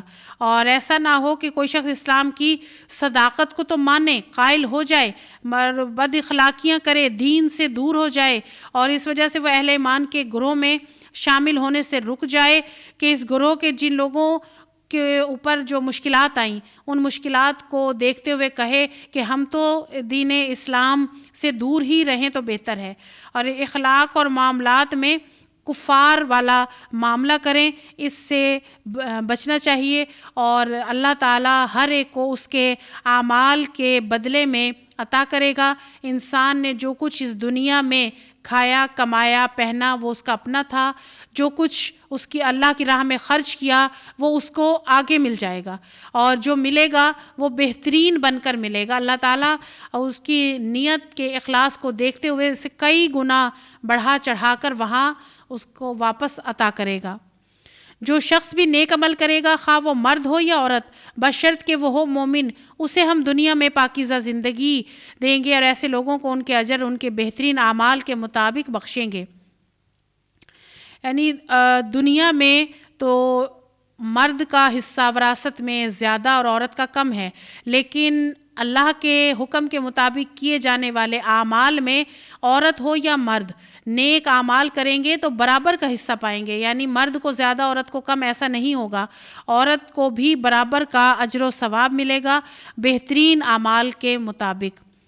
پھر جب تم قرآن پڑھنے لگو تو شیطان رجیم سے خدا کی پناہ مانگ لیا کرو، یعنی اعوذ باللہ من الشیطان الرجیم زبان سے کہہ دینا کافی نہیں، بلکہ دعا کرنی ہے اللہ تعالیٰ سے کہ قرآن پڑھتے وقت شیطان کے گمراہ کن وسوسوں سے بچنے کی دعا کرنی ہے، اور ایسا نہ ہو کہ وہ پیچھے لگ جائے شیطان اور اس راہ سے ہٹا دے، اور جو یہ ہدایت ہے یہ اللہ کی طرف سے جو چاہے گا اس کو ملے گی، اور اس ہدایت کو مانگنے سے پہلے یعنی قرآن کو پڑھنے سے پہلے شیطان رجیم سے پناہ مانگو اور خدا کی پناہ میں آنے کے لیے دعا کرو۔ وَإِذَا بَدَّلْنَا آيَةً مَّكَانَ آيَةٍ وَاللَّهُ أَعْلَمُ بِمَا يُنَزِّلُ قَالُوا إِنَّمَا أَنتَ مُفْتَرٍ بَلْ أَكْثَرُهُمْ لَا يَعْلَمُونَ۔ جب ہم ایک آیت کی جگہ دوسری آیت نازل کرتے ہیں، اللہ بہتر جانتا ہے کہ وہ کیا نازل کرے، تو یہ لوگ کہتے ہیں کہ تم یہ قرآن خود گھڑتے ہو۔ اصل بات یہ ہے کہ ان میں سے اکثر لوگ حقیقت سے ناواقف ہیں۔ ان سے کہو کہ اسے تو روح القدس نے ٹھیک ٹھیک میرے رب کی طرف سے بتدریج نازل کیا ہے، تاکہ ایمان لانے والوں کے ایمان پختہ کرے اور فرما برداروں کو زندگی کے معاملات میں سیدھی راہ بتائے، انہیں فلاح و سعادت کی خوشخبری دے۔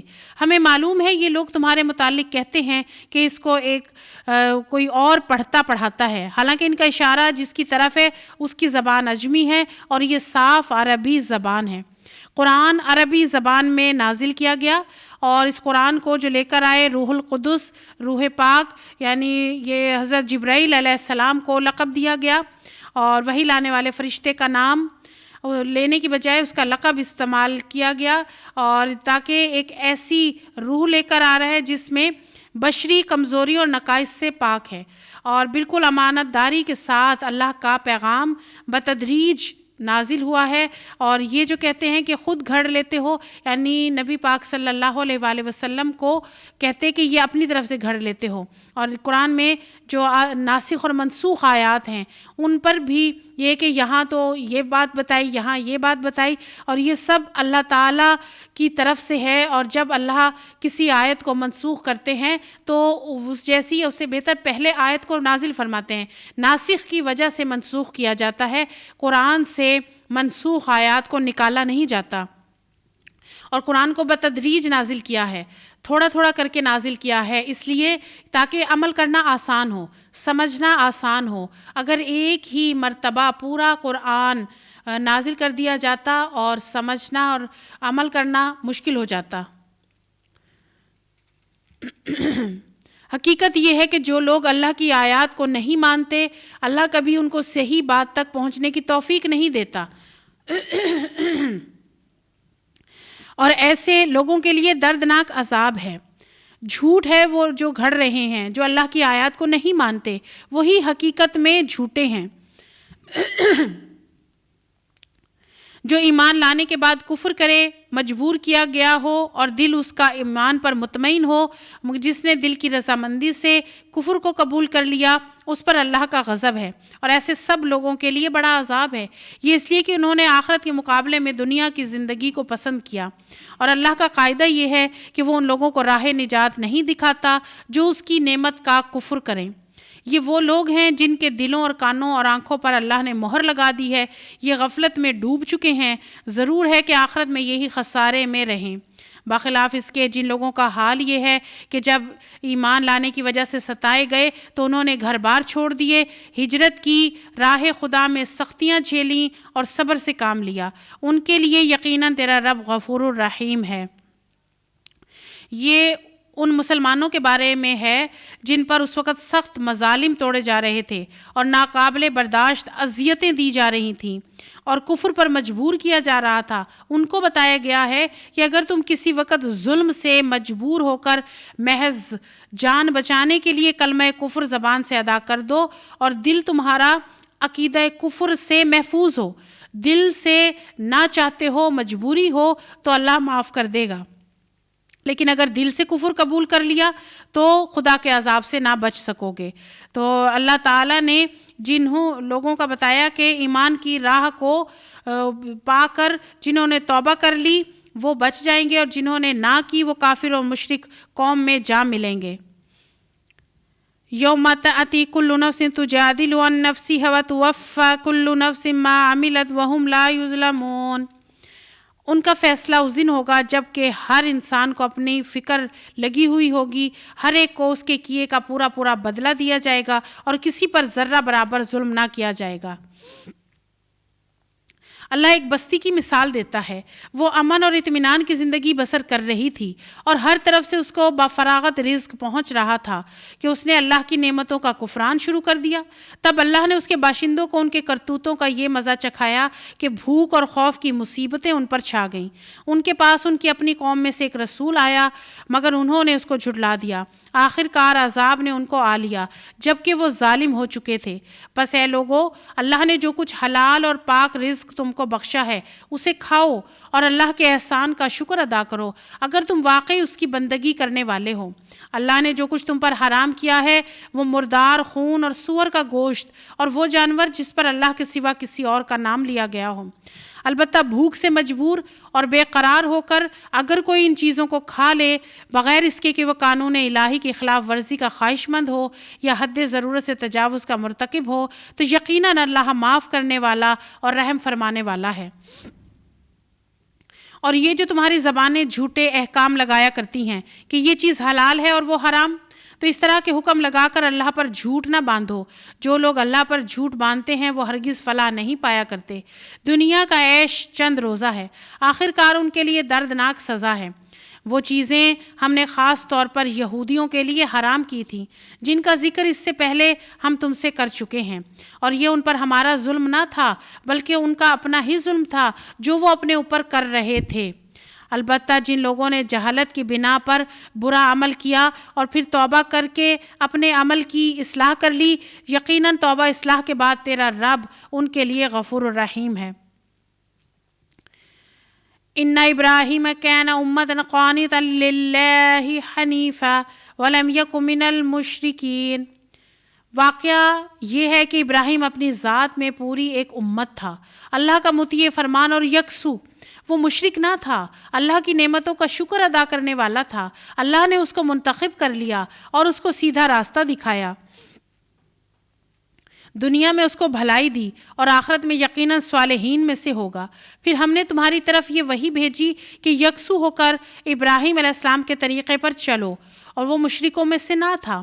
رہا سبت تو وہ ہم نے ان لوگوں پر مسلط کیا جنہوں نے اس کے احکام میں اختلاف کیا۔ یقیناً تیرا رب قیامت کے روز ان سب باتوں کا فیصلہ کر دے گا جن میں وہ اختلاف کرتے رہے ہیں۔ اے محبوب صلی اللہ علیہ وسلم، اپنے رب کے راستے کی طرف دعوت دو حکمت اور عمدہ نصیحت کے ساتھ، اور لوگوں سے بحث کرو تو ایسے طریقے پر جو بہترین ہو۔ تمہارا رب زیادہ بہتر جانتا ہے کہ کون اس کی راہ سے بھٹکا ہوا ہے اور کون راہ راست پر ہے۔ اگر تم لوگ بدلہ لو تو بس اسی قدر لو جس قدر تم پر زیادتی کی گئی ہو، لیکن اگر تم صبر کرو تو یقیناً یہ صبر کرنے والوں کے حق میں بہتر ہے۔ اے نبی صلی اللہ علیہ وآلہ وسلم، صبر سے کام کیے جاؤ اور تمہارا صبر اللہ کی توفیق سے ہی ہے۔ ان لوگوں کی حرکات پر غم نہ کرو اور نہ ان کی چال بازیوں پر دل تنگ ہو، اللہ ان لوگوں کے ساتھ ہے جو تقوی سے کام لیتے ہیں اور احسان پر عمل کرتے ہیں۔ نبی پاک صلی اللہ علیہ وآلہ وسلم کو اللہ تعالیٰ تسلی دیتے ہیں بار بار کہ ان کی باتوں پر اپنا دل تنگ نہ کرو، پریشان نہ ہو، بس صبر کیے جاؤ، اور اللہ تعالیٰ ہی خود ان کی چال بازیوں پر ان کو پکڑے گا اور ان کو سزا دے گا۔ آپ کا کام ہے بات پہنچانا، پیغام پہنچانا، آپ یہ کام کرتے چلے جائیں۔ وآخر دعوانا الحمد للہ رب العالمین۔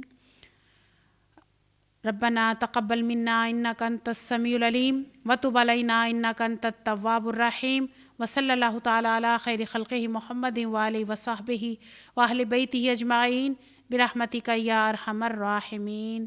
السلام علیکم ورحمۃ اللہ وبرکاتہ۔ انسان کو اللہ تعالیٰ نے ایک نطفے کی حقیر سی بوند سے پیدا کیا اور پھر اتنا بڑا انسان بن گیا، اور جس انسان کو خدا نے نطفے جیسی حقیر چیز سے پیدا کیا، اس کی خودی کا طغیان یہ ہے کہ وہ خدا کے معاملے میں ہی جھگڑنے پر اتر آیا، بحثیں کرنے لگا۔ اللہ تعالیٰ نے تو اشرف المخلوقات بنایا، نعمتیں دی، مگر ان نعمتوں کا درست استعمال نہ کیا۔ اس نے جانور بھی پیدا کیے جن میں پوشاک بھی ہے اور خوراک بھی، اور طرح طرح کے دوسرے فائدے بھی۔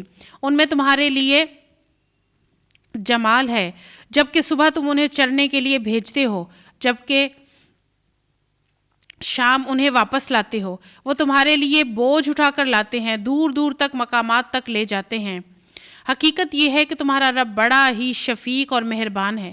اس نے گھوڑے اور خچر اور گدھے پیدا کیے تاکہ تم ان پر سوار ہو اور وہ تمہاری زندگی کی رونق بنے، اور بہت سی چیزیں تمہارے فائدے کے لیے پیدا کی جن کا تمہیں علم تک نہیں ہے، اور اللہ ہی کے ذمہ ہے سیدھا راستہ بتانا، جبکہ راستے ٹیڑھے بھی موجود ہیں۔ اگر وہ چاہتا تو تم سب کو ہدایت دے دیتا۔ اللہ تعالیٰ نے دنیا میں بکثرت چیزیں پیدا کی ہیں، جانور بنائے، جانوروں میں فائدے رکھے، جانور انسان کے کام آتے ہیں، جانور بوجھ اٹھا کر دور دور تک ایسے مقامات پر لے جاتے ہیں جہاں جانا مشکل ہو، اور انسان کی بھلائی کے لیے جو چیزیں کام کر رہی ہیں اس کی انسان کو خبر تک نہیں ہے کہ اللہ تعالیٰ نے کیا کیا اس کی خدمت میں لگا رکھا ہے، اور ہر چیز انسان کے فائدے کے لیے بنائی ہے۔ اللہ چاہتا تو سب انسانوں کو ہدایت دے سکتا تھا، مگر اس نے ایسا نہیں کیا۔ اس نے اختیار دیا ہے کہ جو ہدایت چاہے گا اسی کو ملے گی۔ هو الذی انزل من السماء ماء لکم منہ شراب ومنہ شجر فیہ تسیمون۔ وہی ہے جس نے آسمان سے تمہارے لیے پانی برسایا، جس سے تم خود بھی سیراب ہوتے ہو اور تمہارے جانوروں کے لیے بھی چارہ پیدا ہوتا ہے۔ وہ اس پانی کے ذریعے سے کھیتیاں اگاتا ہے اور زیتون اور کھجور اور انگور اور طرح طرح کے دوسرے پھل پیدا کرتا ہے۔ اس میں ایک بڑی نشانی ہے ان لوگوں کے لیے جو غور و فکر کرتے ہیں۔ اس نے تمہاری بھلائی کے لیے رات اور دن کو، سورج اور چاند کو مسخر کر رکھا ہے، اور سب تارے بھی اسی کے حکم سے مسخر ہیں۔ اس میں بہت سی نشانیاں ہیں ان لوگوں کے لیے جو عقل سے کام لیتے ہیں، اور یہ جو بہت سی رنگ برنگ کی چیزیں اس نے تمہارے لیے زمین میں پیدا کر رکھی ہیں، ان میں بھی ضرور نشانی ہے ان لوگوں کے لیے جو سبق حاصل کرنے والے ہیں۔ وہی ہے جس نے تمہارے لیے سمندر کو مسخر کر رکھا ہے تاکہ تم اس سے تر و تازہ گوشت لے کر کھاؤ، اور اس سے زینت کی وہ چیزیں نکالو جنہیں تم پہنا کرتے ہو۔ تم دیکھتے ہو کہ کشتی سمندر کا سینہ چیرتی ہوئی چلتی ہے۔ یہ سب کچھ اس لیے ہے کہ تم اپنے رب کا فضل تلاش کرو اور اس کے شکر گزار بنو۔ اس نے زمین میں پہاڑوں کی میخیں گاڑ دیں تاکہ زمین تم کو لے کر ڈھلک نہ جائے۔ اس نے دریا جاری کیے اور قدرتی راستے بنائے تاکہ تم ہدایت پاؤ۔ اس نے زمین میں راستہ بتانے والی علامتیں رکھ دیں، اور تاروں سے بھی لوگ ہدایت پاتے ہیں۔ پھر کیا وہ جو پیدا کرتا ہے اور وہ جو کچھ بھی پیدا نہیں کرتے دونوں برابر ہیں؟ کیا تم ہوش میں نہیں آتے؟ اگر تم اللہ کی نعمتوں کو گننا چاہو تو گن نہیں سکتے۔ حقیقت یہ ہے کہ وہ بڑا ہی درگزر کرنے والا اور رحیم ہے۔ حالانکہ وہ تمہارے کھلے سے بھی واقف ہے اور چھپے سے بھی، اور وہ دوسری ہستیاں جنہیں لوگ اللہ کو چھوڑ کر پکارتے ہیں وہ کسی چیز کی بھی خالق نہیں ہیں بلکہ خود مخلوق ہیں، مردہ ہیں نہ کہ زندہ، اور ان کو کچھ معلوم نہیں ہے کہ انہیں کب دوبارہ زندہ کر کے اٹھایا جائے گا۔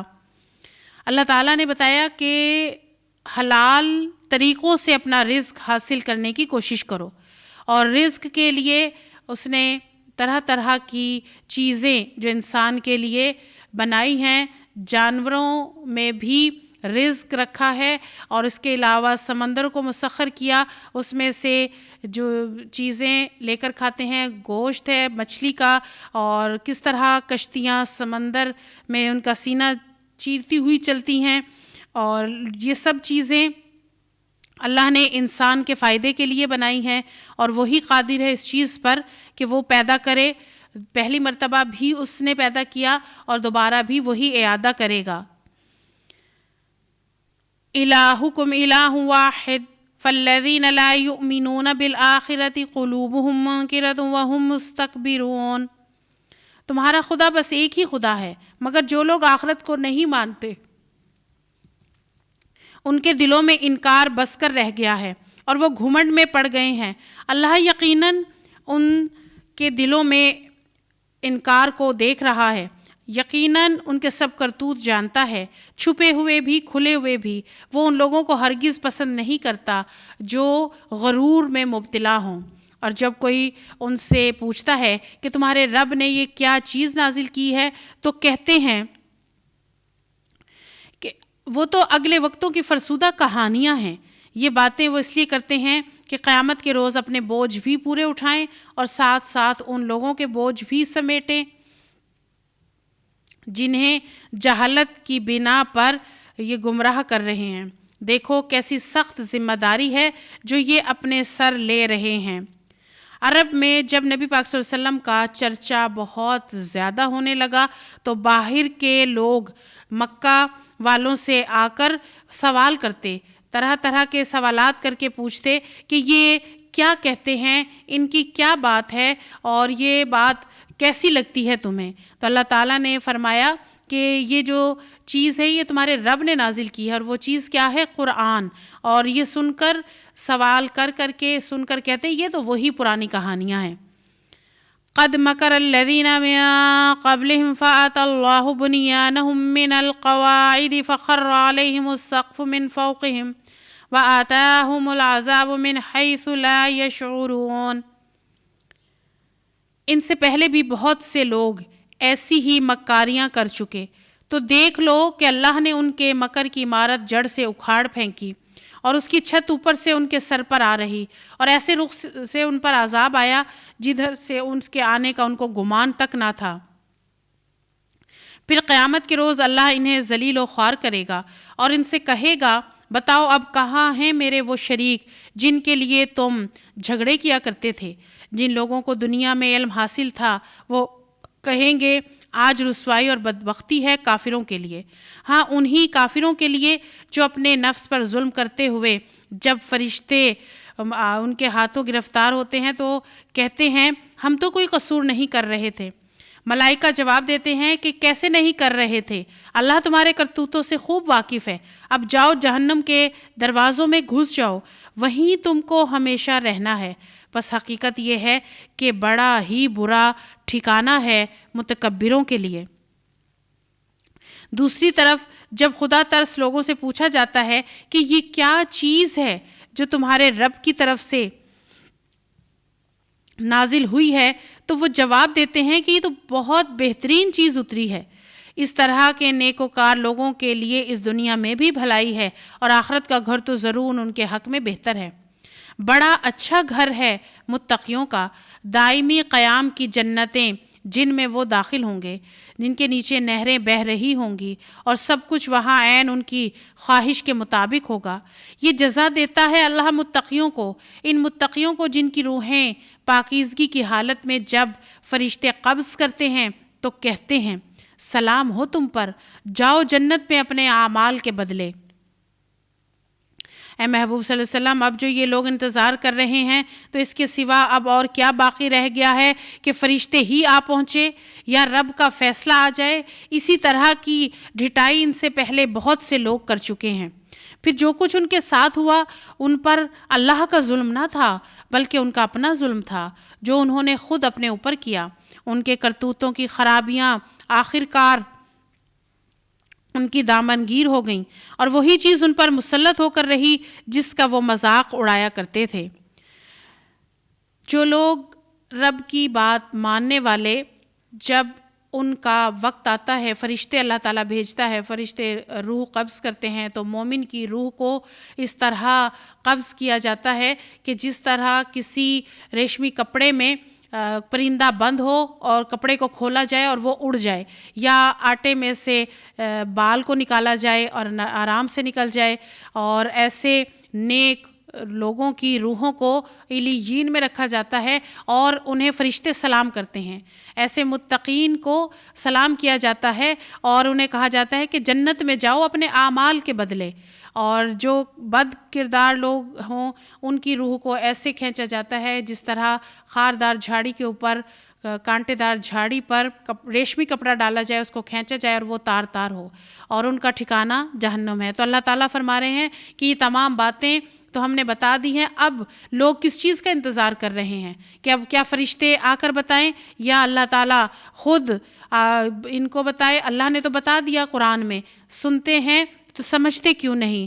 اور پچھلی قوموں نے بھی یہی کیا تھا، بات نہ مانی عذاب آیا، انہوں نے خود ظلم کیا، اللہ نے ان پر کوئی ظلم نہیں کیا تھا، اور یہ اس وجہ سے کہ وہ بات نہیں مانتے تھے اور اسے مذاق سمجھتے تھے۔ وَقَالَ الَّذِينَ أَشْرَكُوا لَوْ شَاءَ اللَّهُ مَا عَبَدْنَا مِن دُونِهِ مِن شَيْءٍ نَحْنُ وَلَا آبَاؤُنَا وَلَا حَرَّمْنَا مِن دُونِهِ مِن شَيْءٍ كَذَلِكَ فَعَلَ الَّذِينَ مِن قَبْلِهِمْ فَهَلْ عَلَى الرُّسُلِ إِلَّا الْبَلَاغُ الْمُبِينُ۔ یہ مشرکین کہتے ہیں اگر اللہ چاہتا تو نہ ہم اور نہ ہمارے باپ دادا ان کے سوا کسی اور کی عبادت کرتے، اور نہ اس کے حکم کے بغیر کسی چیز کو حرام ٹھہراتے۔ ایسے ہی بہانے ان سے پہلے لوگ بھی بنایا کرتے تھے، تو کیا رسولوں پر صاف صاف بات پہنچا دینے کے سوا کوئی اور ذمہ داری ہے؟ ہم نے ہر امت میں ایک رسول بھیج دیا اور اس کے ذریعے سے سب کو خبردار کر دیا کہ اللہ کی بندگی کرو اور طاغوت کی بندگی سے بچو۔ اس کے بعد ان میں سے کسی کو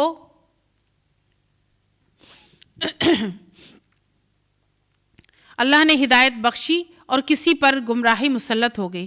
پھر ذرا زمین میں چل پھر کر دیکھ لو کہ جھٹلانے والوں کا کیا انجام ہو چکا ہے۔ اے نبی صلی اللہ علیہ وسلم، تم چاہے ان کی ہدایت کے لیے کتنے ہی حریص ہو، مگر اللہ جس کو بھٹکا دیتا ہے پھر اسے ہدایت نہیں دیا کرتا، اور اس طرح کے لوگوں کی مدد کوئی نہیں کر سکتا۔ یہ لوگ اللہ کے نام سے کڑی کڑی قسمیں کھا کر کہتے ہیں کہ اللہ کسی مرنے والے کو پھر سے زندہ کر کے نہ اٹھائے گا کیوں نہیں؟ یہ تو ایک وعدہ ہے جسے پورا کرنا اس نے اپنے اوپر واجب کر لیا ہے، مگر اکثر لوگ جانتے نہیں ہیں۔ اور ایسا ہونا اس لیے ضروری ہے کہ اللہ ان کے سامنے اس حقیقت کو کھول دے جس کے بارے میں یہ اختلاف کر رہے ہیں، اور منکرین حق کو معلوم ہو جائے کہ وہ جھوٹے تھے۔ ہمیں کسی چیز کو وجود میں لانے کے لیے اس سے زیادہ کچھ اور کرنا نہیں ہوتا کہ اسے حکم دیں ہو جا، اور بس وہ ہو جاتی ہے۔ اللہ تعالیٰ نے کن فیکون کے ذریعے کائنات کے ذرے ذرے کو بنایا، اور اس کے لیے کچھ مشکل نہیں ہے دوبارہ زندہ کرنا، مگر یہ لوگ کیسے قسمیں کھا کر کہتے ہیں کہ دوبارہ کس طرح زندہ ہوں گے، اور یہ کیسے ممکن ہے؟ اللہ تعالیٰ اس حقیقت کو کھول کر بیان کر دے گا، دکھا دے گا کہ جھٹلانے والوں کا کیا انجام ہوا ہے، اور ان کو پھر کوئی مدد نہیں دی جاتی۔ والذین ہاجروا فی اللہ من بعد ما ظلموا لنبوئنہم فی الدنیا حسنہ ولأجر الآخرۃ اکبر لو کانوا یعلمون۔ جو لوگ ظلم سہنے کے بعد اللہ کی خاطر ہجرت کر گئے ہیں ان کو ہم دنیا ہی میں اچھا ٹھکانہ دیں گے، اور آخرت کا اجر تو بہت بڑا ہے، کاش وہ جان لیں۔ وہ مظلوم جنہوں نے صبر کیا، جو اپنے رب کے بھروسے پر کام کر رہے ہیں، کیسا اچھا انجام ان کا منتظر ہے۔ اے نبی صلی اللہ علیہ وسلم، ہم نے آپ سے پہلے بھی رسول بھیجے اور اپنے پیغامات وحی کے ذریعے ان کے پاس بھیجے۔ اہل ذکر سے پوچھ لو، اور اگر نہیں جانتے۔ ان مہاجرین کی طرف اشارہ کر کے بتایا گیا کہ جو کفار کے ناقابل برداشت مظالم سے تنگ آ کر حبشہ کی طرف ہجرت کر گئے تھے، اور اللہ تعالیٰ فرما رہے ہیں کہ ان لوگوں سے پوچھو جو آسمانی کتابوں کا علم رکھتے ہیں کہ تمام انبیاء ہدایت کے لیے آئے، اللہ کی بات بتائی، اور تمام انبیاء کو اللہ تعالیٰ نے بشری تقاضے دیے، اس لیے کہ انسانوں کو ہی بتانا تھا کہ کیا کرنا ہے اور کیا نہیں کرنا، تو انسانوں کو عمل کر کے دکھانے کے لیے تمام پیغمبروں کو بشری تقاضے دیے گئے۔ پچھلے رسولوں کو بھی ہم نے روشن نشانی اور کتابیں دے کر بھیجا تھا، اور اب یہ ذکر تم پر نازل کیا ہے تاکہ تم لوگوں کے سامنے اس تعلیم کی تشریح و توضیح کرتے جاؤ جو ان کے لیے اتاری گئی ہے، تاکہ لوگ خود بھی غور و فکر کریں۔ رسول اللہ صلی اللہ علیہ وسلم پر کتاب یعنی قرآن اس لیے نازل کیا گیا کہ آپ صلی اللہ علیہ وسلم اپنے قول اور عمل سے اس کی تعلیمات اور اس کے احکام کی تشریح وضاحت کے ذات کریں، اور نبی پاک صلی اللہ علیہ وآلہ وسلم کا عمل جو ہے وہ سنت ہے، اور اسی لیے پیغمبروں کو بشری تقاضے دیے گئے۔ تمام پیغمبروں نے پیغام پہنچایا، اور نبی پاک صلی اللہ علیہ وسلم نے تو عمل کر کے دکھایا، اور آپ صلی اللہ علیہ وسلم کا عمل جو ہے یہ سنت ہو گیا کہ جو ایک سنت کو ادا کرتا ہے وہ گویا نبی پاک صلی اللہ علیہ وآلہ وسلم کو زندہ کرتا ہے، اور زندہ کرنے سے مراد یہ کہ آپ صلی اللہ علیہ وسلم کے قول کو آگے بڑھاتا ہے۔ آپ صلی اللہ علیہ وآلہ وسلم نے ہر طرح سے عمل کر کے دکھایا، چھوٹے چھوٹے احکامات پر بھی، بڑے بڑے احکامات پر بھی، اور صبر برداشت کا مظاہرہ کیا۔ پھر کیا وہ لوگ جو پیغمبر کی مخالفت میں بد سے بدتر چالیں چل رہے ہیں اس بات سے بالکل بے خوف ہو گئے ہیں کہ اللہ ان کو زمین میں دھنسا دے، یا ایسے گوشے سے ان پر عذاب لے آئے جدھر سے ان کا آنے کا وہم و گمان تک نہ تھا، اچانک چلتے پھرتے ان کو پکڑ لے، یا ایسی حالت میں انہیں پکڑے جبکہ انہیں خود آنے والی مصیبت کا کھٹکا لگا ہوا ہو، اور وہ اس سے بچنے کی فکر میں چوکنے ہوں، اور وہ جو کچھ بھی کرنا چاہے یہ لوگ اس کو عاجز کرنے کی طاقت نہیں رکھتے۔ حقیقت یہ ہے کہ تمہارا رب بڑا ہی نرم خو اور رحیم ہے۔ اور کیا یہ لوگ اللہ کی پیدا کی ہوئی کسی چیز کو نہیں دیکھتے کہ اس کا سایہ کس طرح اللہ کے حضور سجدہ کرتے ہوئے دائیں اور بائیں گرتا ہے؟ سب کے سب اس طرح اظہار عاجزی کر رہے۔ زمین اور آسمانوں میں جس قدر جاندار مخلوقات ہیں اور جتنے بھی فرشتے ہیں سب اللہ کے آگے سر بسجود ہیں۔ وہ ہرگز سرکشی نہیں کرتے اپنے رب سے جو ان کے اوپر ہے، ڈرتے ہیں اور جو کچھ حکم دیا جاتا ہے اسی کے مطابق کام کرتے ہیں۔ تمام جسمانی اشیاء جو ہیں ان کے سائے ہیں، اور انسان کے جسم کا سایہ اس بات کی علامت ہے کہ پہاڑ ہوں یا درخت، جانور ہوں یا انسان، سب کے سب ایک ہماگیر قانون کی گرفت میں ہیں، اور سب کی پیشانی پر بندگی کا داغ لگا ہوا ہے۔ الوہیت میں سے کسی کا کوئی بھی حصہ نہیں ہے، اور سایہ پڑنا ایک چیز کے مادی ہونے کی علامت ہے، اور مادی ہونا بندہ اور مخلوق ہونے کا کھلا ثبوت ہے۔ ہر چیز کا سایہ ہے، اور ہر چیز کا سایہ اس کو بتاتا ہے، اور اس سائے سے ہی نمازوں کے اوقات کا جو پہلے اندازہ لگایا جاتا تھا، اور ہر چیز کا سایہ اللہ تعالیٰ نے بنایا ہے۔ نبی پاک صلی اللہ علیہ وآلہ وسلم کا تو سایہ تک نہیں بنایا۔ وَقَالَ اللَّهُ لَا تَتَّخِذُوا إِلَٰهَيْنِ اثْنَيْنِ إِنَّمَا هُوَ إِلَٰهٌ وَاحِدٌ فَإِيَّايَ فَارْهَبُونِ۔ اللہ کا فرمان ہے کہ دو خدا نہ بنا لو، خدا تو بس ایک ہی ہے، لہٰذا تم مجھی سے ڈرو۔ اگر کہیں اللہ لوگوں کو ان کی زیادتی پر فوراً پکڑ لیا کرتا تو روئے زمین میں کسی انسان کو نہ چھوڑتا، لیکن وہ سب کو ایک وقت مقرر تک مہلت دیتا ہے، پھر جب وہ وقت آ جاتا ہے تو اس کی ایک گھڑی بھر آگے پیچھے نہیں ہو سکتی۔ آج یہ لوگ وہ چیزیں اللہ کے لیے تجویز کر رہے ہیں جو خود اپنے لیے انہیں ناپسند ہیں، اور جھوٹ کہتی ہیں ان کی زبانیں کہ ان کے لیے بھلا ہی بھلا ہے، ان کے لیے تو ایک ہی چیز ہے اور وہ ہے دوزخ کی آگ، ضرور یہ سب سے پہلے اس میں پہنچائے جائیں گے۔ خدا کی قسم اے محبوب صلی اللہ علیہ وسلم، تم سے پہلے بہت سی قوموں میں ہم رسول بھیج چکے ہیں، اور پہلے بھی یہی ہوتا رہا ہے کہ شیطان نے ان کے برے کرتوت انہیں خوشنما بنا کر دکھائے اور رسولوں کی بات انہوں نے مان کر نہ دی۔ وہی شیطان آج ان لوگوں کا بھی سرپرست بنا ہوا ہے اور یہ دردناک سزا کے مستحق بن رہے ہیں۔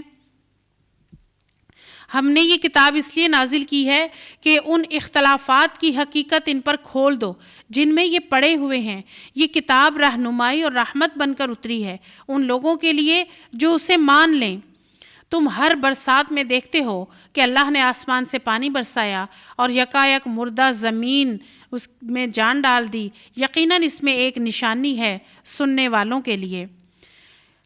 یہاں اللہ تعالیٰ نے بتایا کہ ہر سال تم اپنی آنکھوں سے یہ منظر دیکھتے ہو کہ جب بارش برستی ہے، موسم بدلتا ہے، تو بارش کے برسنے پر بالکل چٹیل میدان میں بھی زندگی کے آثار نظر آنے لگ جاتے ہیں، اور جہاں بارش سے پہلے کوئی نہ بیل بوٹے ہوتے ہیں نہ پھول پتے ہوتے ہیں، اور جب بارش آ جاتی ہے تو ان پر 2 چھینٹیں ہی کیوں نہ پڑیں، انہی چھینٹوں سے ہی زندگی کے چشمے ابلنے لگتے ہیں اور یکا یک پھول پودے نکلنے لگتے ہیں۔ برسات میں تمام پھول پودے جو ہے وہ ابھر کر سامنے آتے ہیں، بارشیں زیادہ برستی ہیں، اور بے شمار حشرات الارض جن کا نام و نشان تک گرمی کے زمانے میں نہیں ہوتا، لیکن اسی برسات میں ایک دم وہ نمودار ہو جاتے ہیں۔ اور یہ زندگی کے وہ مرحلے ہیں جو تم بار بار دیکھتے ہو کہ برسات ہر سال آتی رہتی ہے، اور یہ سب اپنی آنکھوں سے دیکھتے ہو، پھر بھی تمہیں نبی پاک صلی اللہ علیہ وسلم کی زبان سے یہ ساری باتیں سن کر حیرت ہوتی ہے کہ اللہ تعالیٰ مرنے کے بعد انسانوں کو دوبارہ زندہ کرے گا۔ یہ نشانیاں کس لیے دکھائی ہیں؟ اور یہی نشانیاں دکھا کر تمہیں یقین دلایا جا رہا ہے، کیونکہ یہ سب دیکھتے ہو، اور یہی بات تمہیں پیغمبر صلی اللہ علیہ وآلہ وسلم بتا رہے ہیں۔ وَإِنَّ لَكُمْ فِي الْأَنْعَامِ لَعِبْرَةً نُسْقِيكُم مِّمَّا فِي بُطُونِهِ مِن بَيْنِ فَرْثٍ وَدَمٍ لَبَنًا خَالِصًا سَائِغًا لِّلشَّارِبِينَ۔ اور تمہارے لیے مویشیوں میں بھی سبق ہے، ان کے پیٹ سے گوبر اور خون کے درمیان ایک چیز ہم تمہیں پلاتے ہیں، یعنی خالص دودھ جو پینے والوں کے لیے نہایت خوشگوار ہے، اور اسی طرح کھجور کے درختوں اور انگور کی بیلوں سے بھی ہم ایک چیز تمہیں پلاتے ہیں جسے تم نشہ آور بھی بنا لیتے ہو اور پاک رزق بھی۔ یقیناً اس میں ایک نشانی ہے عقل سے کام لینے والوں کے لیے۔ جانوروں میں اللہ تعالیٰ نے اتنی نشانیاں رکھی ہیں اور فائدے رکھے ہیں کہ جن جانوروں سے دودھ حاصل کیا جاتا ہے وہ دودھ کس طرح گوبر اور گھاس کے درمیان میں بنتا ہے، اور اس میں اس کی خوشبو تک نہیں آتی، بدبو نہیں آتی، اور دودھ ایک مکمل غذا ہے۔ اور نبی پاک صلی اللہ علیہ وآلہ وسلم کے سامنے جب معراج میں چیزیں رکھی گئی تھیں تو آپ صلی اللہ علیہ وسلم نے دودھ کو ہی پسند فرمایا تھا، اور یہ جو اللہ کی نشانیاں اور نعمتیں ہیں۔ اور کھجور کے درخت اور انگور کی بیلوں سے، یعنی کھجور جو ہے وہ درختوں پر لگتا ہے اور انگور جو ہیں یہ بیلوں میں لگتے ہیں، اور یہی جو انگور ہیں اور کھجور ہیں ان سے تم پاک اور ناپاک دونوں، یعنی ناپاک سے مراد یہ ہے کہ اس کی شراب بناتے ہو اور خود سے اس کو حرام کر لیتے ہو۔ اور دیکھو تمہارے رب نے شہد کی مکھی پر یہ بات وحی کر دی کہ پہاڑوں میں اور درختوں میں چڑھائی ہوئی بیلوں میں اپنے چھتے بنا اور ہر طرح کے پھلوں کا رس چوس اور اپنے رب کی ہموار کی ہوئی راہوں پر چلتی رہے۔ فصلوں کی صبح ربی کی ذلولہ، اس مکھی کے اندر سے رنگ برنگ کا ایک شربت نکلتا ہے جس میں شفا ہے لوگوں کے لیے۔ یقیناً اس میں ایک نشانی بھی ہے ان لوگوں کے لیے جو غور و فکر کرتے ہیں۔ اور دیکھو اللہ نے تم کو پیدا کیا، وہ پھر تم کو موت دیتا ہے، اور تم میں سے کوئی بدترین عمر کو پہنچا دیا جاتا ہے تاکہ سب کچھ جاننے کے بعد پھر کچھ نہ جانے۔ حق یہ ہے کہ اللہ ہی علم میں بھی کامل ہے اور قدرت میں بھی۔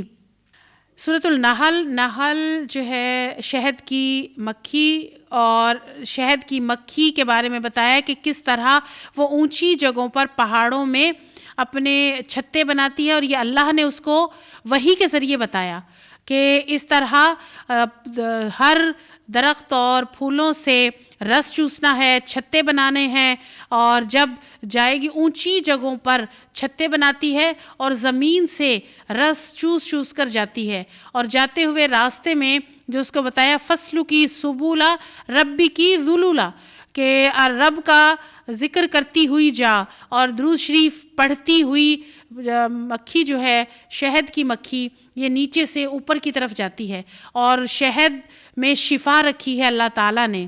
اللہ تعالیٰ نے تم کو پیدا کیا پھر موت دیتا ہے، یہ اتنی نشانیاں ہیں جو وہ دکھاتا ہے۔ وَاللَّهُ فَضَّلَ بَعْضَكُمْ عَلَى بَعْضٍ فِي الرِّزْقِ فَمَا الَّذِينَ فُضِّلُوا بِرَادِّ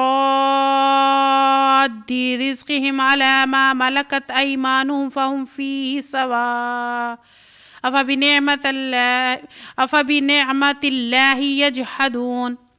اور دیکھو اللہ نے تم میں سے بعض کو بعض پر رزق میں فضیلت عطا کی ہے، پھر جن لوگوں کو یہ فضیلت دی گئی ہے وہ ایسے نہیں ہیں کہ اپنا رزق اپنے غلاموں کی طرف پھیر دیا کرتے ہوں تاکہ دونوں اس رزق میں برابر کے حصہ دار بن جائیں۔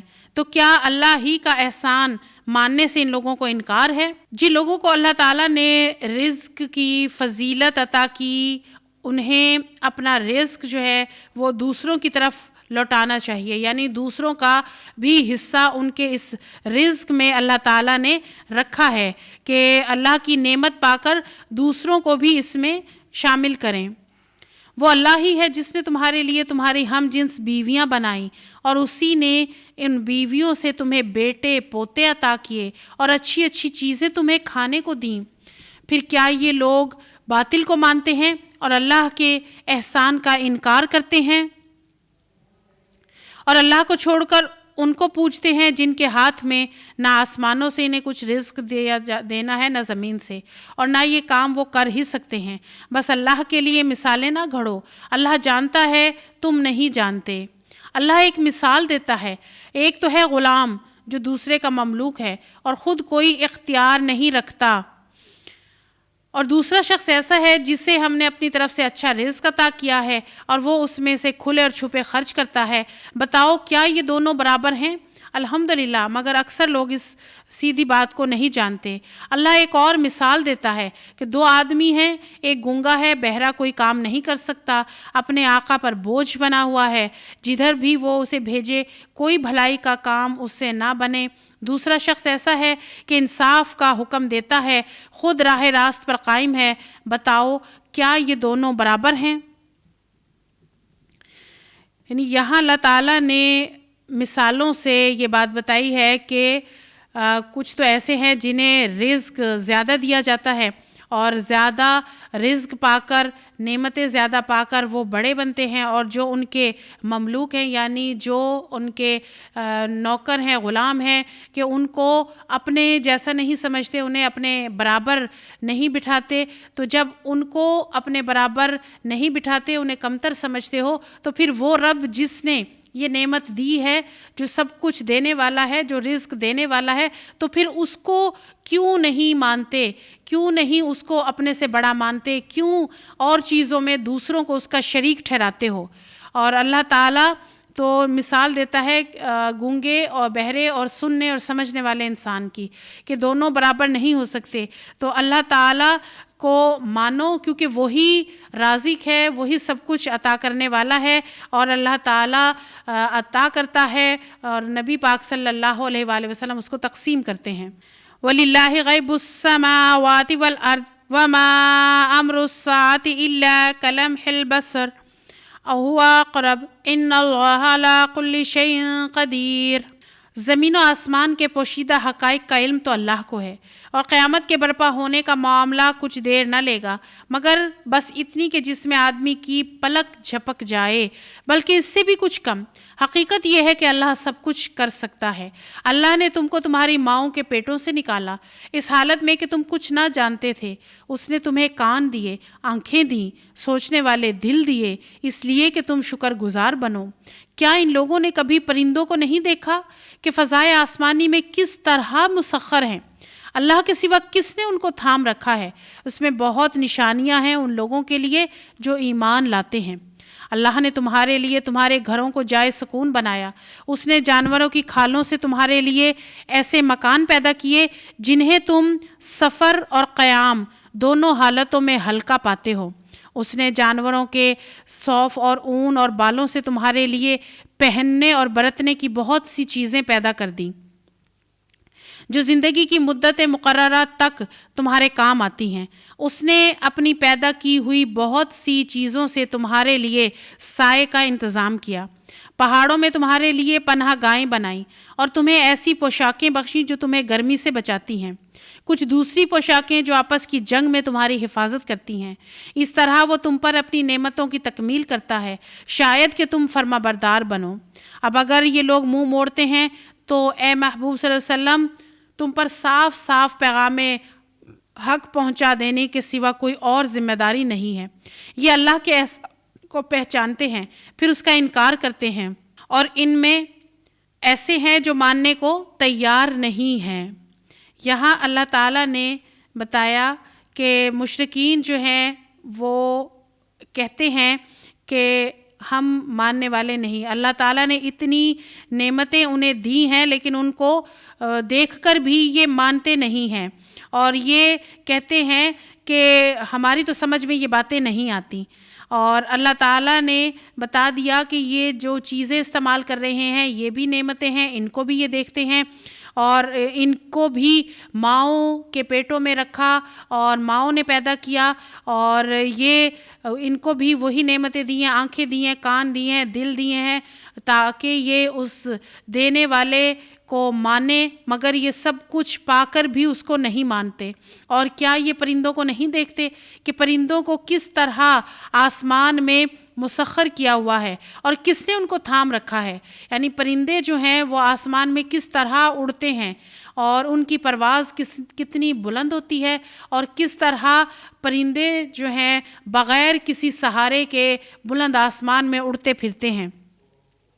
اور جو اللہ نے گھر دیے ہیں، جائے سکون بنایا گھروں کو، جانوروں نے بھی گھر بنائے، جانوروں کے بھی گھر ہیں اور انسانوں کے بھی گھر ہیں اور ان مشرکین کے بھی گھر ہیں، لیکن اس کے باوجود یہ سب کچھ پا کر دیکھ کر بھی نہیں مانتے، اور یہ چمڑے کے خیمے بناتے ہیں۔ عربوں میں اس کا بہت رواج تھا۔ وَيَوْمَ نَبْعَثُ مِن كُلِّ أُمَّةٍ شَهِيدًا ثم لا يؤذن للذين كفروا ولا هم يستعتبون۔ انہیں کچھ ہوش نہیں ہے کہ اس وقت کیا بنے گی جب ہم ہر امت میں سے ایک گواہ کھڑا کریں گے، پھر کافروں کو حجتیں پیش کرنے کا موقع دیا جائے گا، نہ ان سے توبہ استغفار کا مطالبہ کیا جائے گا۔ ظالم لوگ جب ایک دفعہ عذاب دیکھ لیں گے تو اس کے بعد نہ ان کے عذاب میں کوئی کمی کی جائے گی اور نہ انہیں ایک لمحہ بھر مہلت دی جائے گی۔ اور وہ جنہوں نے دنیا میں شرک کیا تھا اپنے ٹھہرائے ہوئے شریکوں کو دیکھیں گے تو کہیں گے اے پروردگار، یہی ہے ہمارے وہ شریک جنہیں ہم تجھے چھوڑ کر پکارا کرتے تھے۔ اس پر ان کے معبود انہیں صاف جواب دیں گے تم جھوٹے ہو۔ اس وقت یہ سب اللہ کے آگے جھک جائیں گے، وہ ان کے سارے جھوٹ رفو چکر ہو جائیں گے جو دنیا میں کہا کرتے تھے۔ جن لوگوں نے خود کفر کی راہ اختیار کی اور دوسروں کو اللہ کی راہ سے روکا، انہیں ہم عذاب پر عذاب دیں گے، اس فساد کے بدلے جو وہ دنیا میں برپا کرتے رہے۔ ہم ہر امت میں خود اسی کے اندر سے ایک گواہ کھڑا کریں گے جو اس کے مقابلے میں شہادت دے گا، اور ان لوگوں کے مقابلے میں شہادت دینے کے لیے ہم تمہیں لائیں گے۔ ہم نے یہ کتاب تم پر نازل کر دی ہے، ہر چیز کی صاف صاف وضاحت کرنے والی ہے، ہدایت اور رحمت اور خوشخبری ہے ان لوگوں کے لیے جنہوں نے سر تسلیم خم کر دیا۔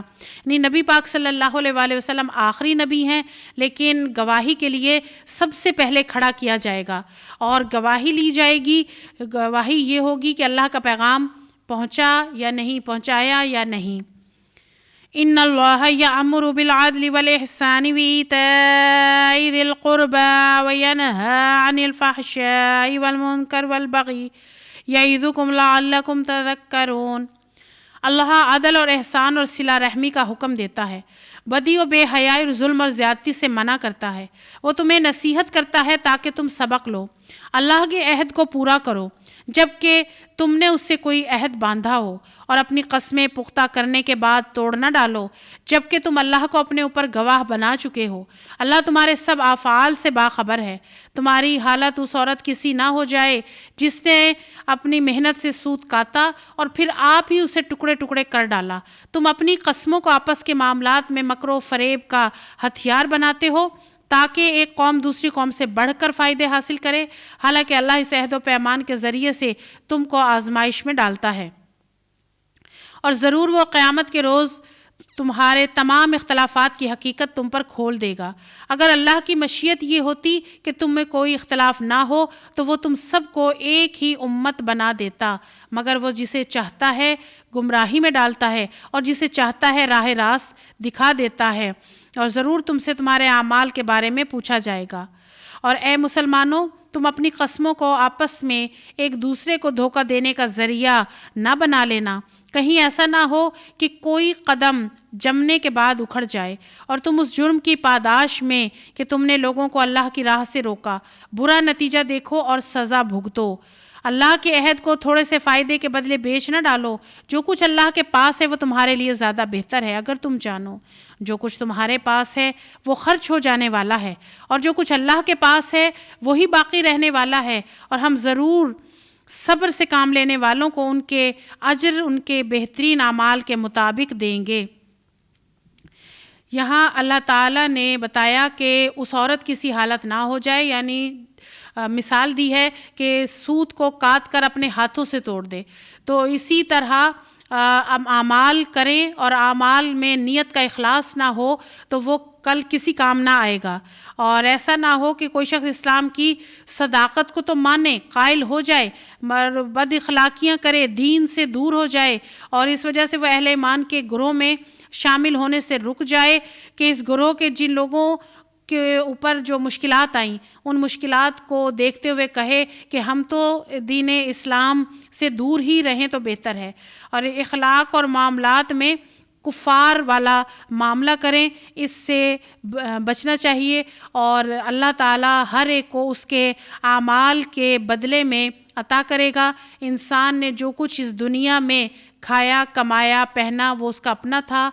जो कुछ उसकी अल्लाह की राह में ख़र्च किया वो उसको आगे मिल जाएगा और जो मिलेगा वो बेहतरीन बनकर मिलेगा। अल्लाह ताला उसकी नीयत के इखलास को देखते हुए इसे कई गुना बढ़ा चढ़ाकर वहाँ उसको वापस अता करेगा। जो शख्स भी नेक अमल करेगा, खा वो मर्द हो या औरत, बशर्त कि वो हो मोमिन, उसे हम दुनिया में पाकीज़ा ज़िंदगी देंगे और ऐसे लोगों को उनके अजर उनके बेहतरीन आमाल के मुताबिक बख्शेंगे। यानी दुनिया में तो मर्द का हिस्सा विरासत में ज़्यादा और औरत का कम है, लेकिन अल्लाह के हुक्म के मुताबिक किए जाने वाले आमाल में औरत हो या मर्द नेक आमाल करेंगे तो बराबर का हिस्सा पाएंगे। यानी मर्द को ज़्यादा औरत को कम ऐसा नहीं होगा, औरत को भी बराबर का अजर व सवाब मिलेगा बेहतरीन आमाल के मुताबिक। फिर जब तुम कुरान पढ़ने लगो तो शैतान रजीम से खुदा की पनाह मांग लिया करो। यानी आऊज़ु बिल्लाहि मिनश शैतानिर रजीम ज़बान से कह देना काफ़ी नहीं, बल्कि दुआ करनी है अल्लाह ताला से कि कुरान पढ़ते वक़्त शैतान के गुमराह कुन वसवसों से बचने की दुआ करनी है। और ऐसा ना हो कि वो पीछे लग जाए शैतान और इस राह से हटा दे। और जो ये हिदायत है ये अल्लाह की तरफ से, जो चाहेगा उसको मिलेगी। और इस हिदायत को मांगने से पहले, यानी कुरान को पढ़ने से पहले शैतान रजीम से पनाह मांगो और खुदा की पनाह में आने के लिए दुआ करो। वइज़ा बद्दलना आयतम मकान आयत वल्लाहु अअलमु बिमा युनज़्ज़िलु क़ालू इन्नमा अंत मुफ्तर बल अक्सरुहुम ला यअलमून। जब हम एक आयत की जगह दूसरी आयत नाजिल करते हैं, अल्लाह बेहतर जानता है कि वो क्या नाजिल करे, तो ये लोग कहते हैं कि तुम ये कुरान खुद घड़ते हो। असल बात यह है कि इनमें से अक्सर लोग हकीकत से नावाकिफ़ हैं। ان سے کہو کہ اسے تو روح القدس نے ٹھیک ٹھیک میرے رب کی طرف سے بتدریج نازل کیا ہے تاکہ ایمان لانے والوں کے ایمان پختہ کرے اور فرما برداروں کو زندگی کے معاملات میں سیدھی راہ بتائے، انہیں فلاح و سعادت کی خوشخبری دے۔ ہمیں معلوم ہے یہ لوگ تمہارے متعلق کہتے ہیں کہ اس کو کوئی اور پڑھاتا ہے، حالانکہ ان کا اشارہ جس کی طرف ہے اس کی زبان عجمی ہے اور یہ صاف عربی زبان ہے۔ قرآن عربی زبان میں نازل کیا گیا اور اس قرآن کو جو لے کر آئے روح القدس، روح پاک، یعنی یہ حضرت جبرائیل علیہ السلام کو لقب دیا گیا، اور وہی لانے والے فرشتے کا نام لینے کی بجائے اس کا لقب استعمال کیا گیا، اور تاکہ ایک ایسی روح لے کر آ رہا ہے جس میں بشری کمزوری اور نقائص سے پاک ہے، اور بالکل امانت داری کے ساتھ اللہ کا پیغام بتدریج نازل ہوا ہے۔ اور یہ جو کہتے ہیں کہ خود گھڑ لیتے ہو، یعنی نبی پاک صلی اللہ علیہ وآلہ وسلم کو کہتے کہ یہ اپنی طرف سے گھڑ لیتے ہو، اور قرآن میں جو ناسخ اور منسوخ آیات ہیں ان پر بھی یہ کہ یہاں تو یہ بات بتائی، یہاں یہ بات بتائی، اور یہ سب اللہ تعالیٰ کی طرف سے ہے، اور جب اللہ کسی آیت کو منسوخ کرتے ہیں تو اس جیسی اس سے بہتر پہلے آیت کو نازل فرماتے ہیں۔ ناسخ کی وجہ سے منسوخ کیا جاتا ہے، قرآن سے منسوخ آیات کو نکالا نہیں جاتا، اور قرآن کو بتدریج نازل کیا ہے، تھوڑا تھوڑا کر کے نازل کیا ہے، اس لیے تاکہ عمل کرنا آسان ہو، سمجھنا آسان ہو۔ اگر ایک ہی مرتبہ پورا قرآن نازل کر دیا جاتا اور سمجھنا اور عمل کرنا مشکل ہو جاتا۔ حقیقت یہ ہے کہ جو لوگ اللہ کی آیات کو نہیں مانتے، اللہ کبھی ان کو صحیح بات تک پہنچنے کی توفیق نہیں دیتا، اور ایسے لوگوں کے لیے دردناک عذاب ہے۔ جھوٹ ہے وہ جو گھڑ رہے ہیں، جو اللہ کی آیات کو نہیں مانتے، وہی حقیقت میں جھوٹے ہیں۔ جو ایمان لانے کے بعد کفر کرے، مجبور کیا گیا ہو اور دل اس کا ایمان پر مطمئن ہو، جس نے دل کی رضامندی سے کفر کو قبول کر لیا، اس پر اللہ کا غضب ہے، اور ایسے سب لوگوں کے لیے بڑا عذاب ہے۔ یہ اس لیے کہ انہوں نے آخرت کے مقابلے میں دنیا کی زندگی کو پسند کیا، اور اللہ کا قاعدہ یہ ہے کہ وہ ان لوگوں کو راہ نجات نہیں دکھاتا جو اس کی نعمت کا کفر کریں۔ یہ وہ لوگ ہیں جن کے دلوں اور کانوں اور آنکھوں پر اللہ نے مہر لگا دی ہے، یہ غفلت میں ڈوب چکے ہیں، ضرور ہے کہ آخرت میں یہی خسارے میں رہیں۔ بخلاف اس کے جن لوگوں کا حال یہ ہے کہ جب ایمان لانے کی وجہ سے ستائے گئے تو انہوں نے گھر بار چھوڑ دیے، ہجرت کی، راہ خدا میں سختیاں جھیلیں اور صبر سے کام لیا، ان کے لیے یقیناً تیرا رب غفور الرحیم ہے۔ یہ ان مسلمانوں کے بارے میں ہے جن پر اس وقت سخت مظالم توڑے جا رہے تھے اور ناقابل برداشت اذیتیں دی جا رہی تھیں اور کفر پر مجبور کیا جا رہا تھا۔ ان کو بتایا گیا ہے کہ اگر تم کسی وقت ظلم سے مجبور ہو کر محض جان بچانے کے لیے کلمہ کفر زبان سے ادا کر دو اور دل تمہارا عقیدہ کفر سے محفوظ ہو، دل سے نہ چاہتے ہو، مجبوری ہو، تو اللہ معاف کر دے گا، لیکن اگر دل سے کفر قبول کر لیا تو خدا کے عذاب سے نہ بچ سکو گے۔ تو اللہ تعالیٰ نے جنہوں لوگوں کا بتایا کہ ایمان کی راہ کو پا کر جنہوں نے توبہ کر لی وہ بچ جائیں گے، اور جنہوں نے نہ کی وہ کافر اور مشرک قوم میں جا ملیں گے۔ یوم تأتی کل نفس تجادل عن نفسها وتوفی کل نفس ما عملت وهم لا یظلمون۔ ان کا فیصلہ اس دن ہوگا جب کہ ہر انسان کو اپنی فکر لگی ہوئی ہوگی، ہر ایک کو اس کے کیے کا پورا پورا بدلہ دیا جائے گا اور کسی پر ذرہ برابر ظلم نہ کیا جائے گا۔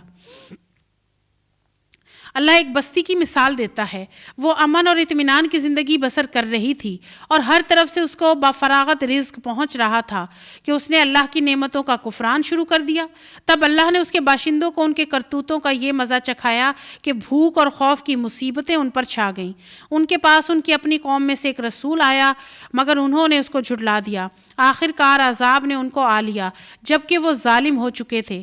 پس اے لوگو، اللہ نے جو کچھ حلال اور پاک رزق تم کو بخشا ہے اسے کھاؤ اور اللہ کے احسان کا شکر ادا کرو اگر تم واقعی اس کی بندگی کرنے والے ہو۔ اللہ نے جو کچھ تم پر حرام کیا ہے وہ مردار خون اور سور کا گوشت اور وہ جانور جس پر اللہ کے سوا کسی اور کا نام لیا گیا ہو۔ البتہ بھوک سے مجبور اور بے قرار ہو کر اگر کوئی ان چیزوں کو کھا لے بغیر اس کے کہ وہ قانون الہی کی خلاف ورزی کا خواہش مند ہو یا حد ضرورت سے تجاوز کا مرتکب ہو تو یقیناً اللہ معاف کرنے والا اور رحم فرمانے والا ہے۔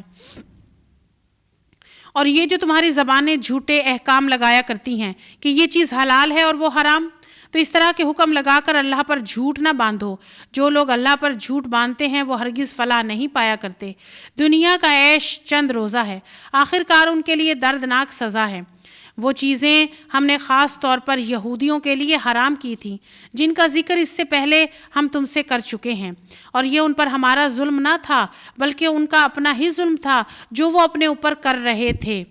البتہ جن لوگوں نے جہالت کی بنا پر برا عمل کیا اور پھر توبہ کر کے اپنے عمل کی اصلاح کر لی، یقیناً توبہ اصلاح کے بعد تیرا رب ان کے لیے غفور الرحیم ہے۔ ان ابراہیم کان امۃ قانتا للہ حنیفا ولم یک من المشرکین۔ واقعہ یہ ہے کہ ابراہیم اپنی ذات میں پوری ایک امت تھا، اللہ کا مطیع فرمان اور یکسو۔ وہ مشرک نہ تھا، اللہ کی نعمتوں کا شکر ادا کرنے والا تھا۔ اللہ نے اس کو منتخب کر لیا اور اس کو سیدھا راستہ دکھایا، دنیا میں اس کو بھلائی دی اور آخرت میں یقیناً صالحین میں سے ہوگا۔ پھر ہم نے تمہاری طرف یہ وحی بھیجی کہ یکسو ہو کر ابراہیم علیہ السلام کے طریقے پر چلو، اور وہ مشرکوں میں سے نہ تھا۔ رہا سبت تو وہ ہم نے ان لوگوں پر مسلط کیا جنہوں نے اس کے احکام میں اختلاف کیا۔ یقیناً تیرا رب قیامت کے روز ان سب باتوں کا فیصلہ کر دے گا جن میں وہ اختلاف کرتے رہے ہیں۔ اے محبوب صلی اللہ علیہ وسلم، اپنے رب کے راستے کی طرف دعوت دو حکمت اور عمدہ نصیحت کے ساتھ، اور لوگوں سے بحث کرو تو ایسے طریقے پر جو بہترین ہو۔ تمہارا رب زیادہ بہتر جانتا ہے کہ کون اس کی راہ سے بھٹکا ہوا ہے اور کون راہ راست پر ہے۔ اگر تم لوگ بدلہ لو تو بس اسی قدر لو جس قدر تم پر زیادتی کی گئی ہو، لیکن اگر تم صبر کرو تو یقیناً یہ صبر کرنے والوں کے حق میں بہتر ہے۔ اے نبی صلی اللہ علیہ وآلہ وسلم، صبر سے کام کیے جاؤ، اور تمہارا صبر اللہ کی توفیق سے ہی ہے۔ ان لوگوں کی حرکات پر غم نہ کرو اور نہ ان کی چال بازیوں پر دل تنگ ہو۔ اللہ ان لوگوں کے ساتھ ہے جو تقوی سے کام لیتے ہیں اور احسان پر عمل کرتے ہیں۔ نبی پاک صلی اللہ علیہ وآلہ وسلم کو اللہ تعالیٰ تسلی دیتے ہیں بار بار کہ ان کی باتوں پر اپنا دل تنگ نہ کرو، پریشان نہ ہو، بس صبر کرو، اور اللہ تعالیٰ ہی خود ان کی چال بازیوں پر ان کو پکڑے گا اور ان کو سزا دے گا۔ آپ کا کام ہے بات پہنچانا، پیغام پہنچانا، آپ یہ کام کرتے چلے جائیں۔ وآخر دعوانا الحمد للہ رب العالمین۔ ربنا تقبل منا انک انت السمیع العلیم وتب علینا انک انت التواب الرحیم، وصلی اللہ تعالیٰ علی خیر خلقہ محمد وآلہ وصحبہ واہل بیتہ اجمعین برحمتک یا ارحم الراحمین۔ السلام علیکم ورحمۃ اللہ وبرکاتہ۔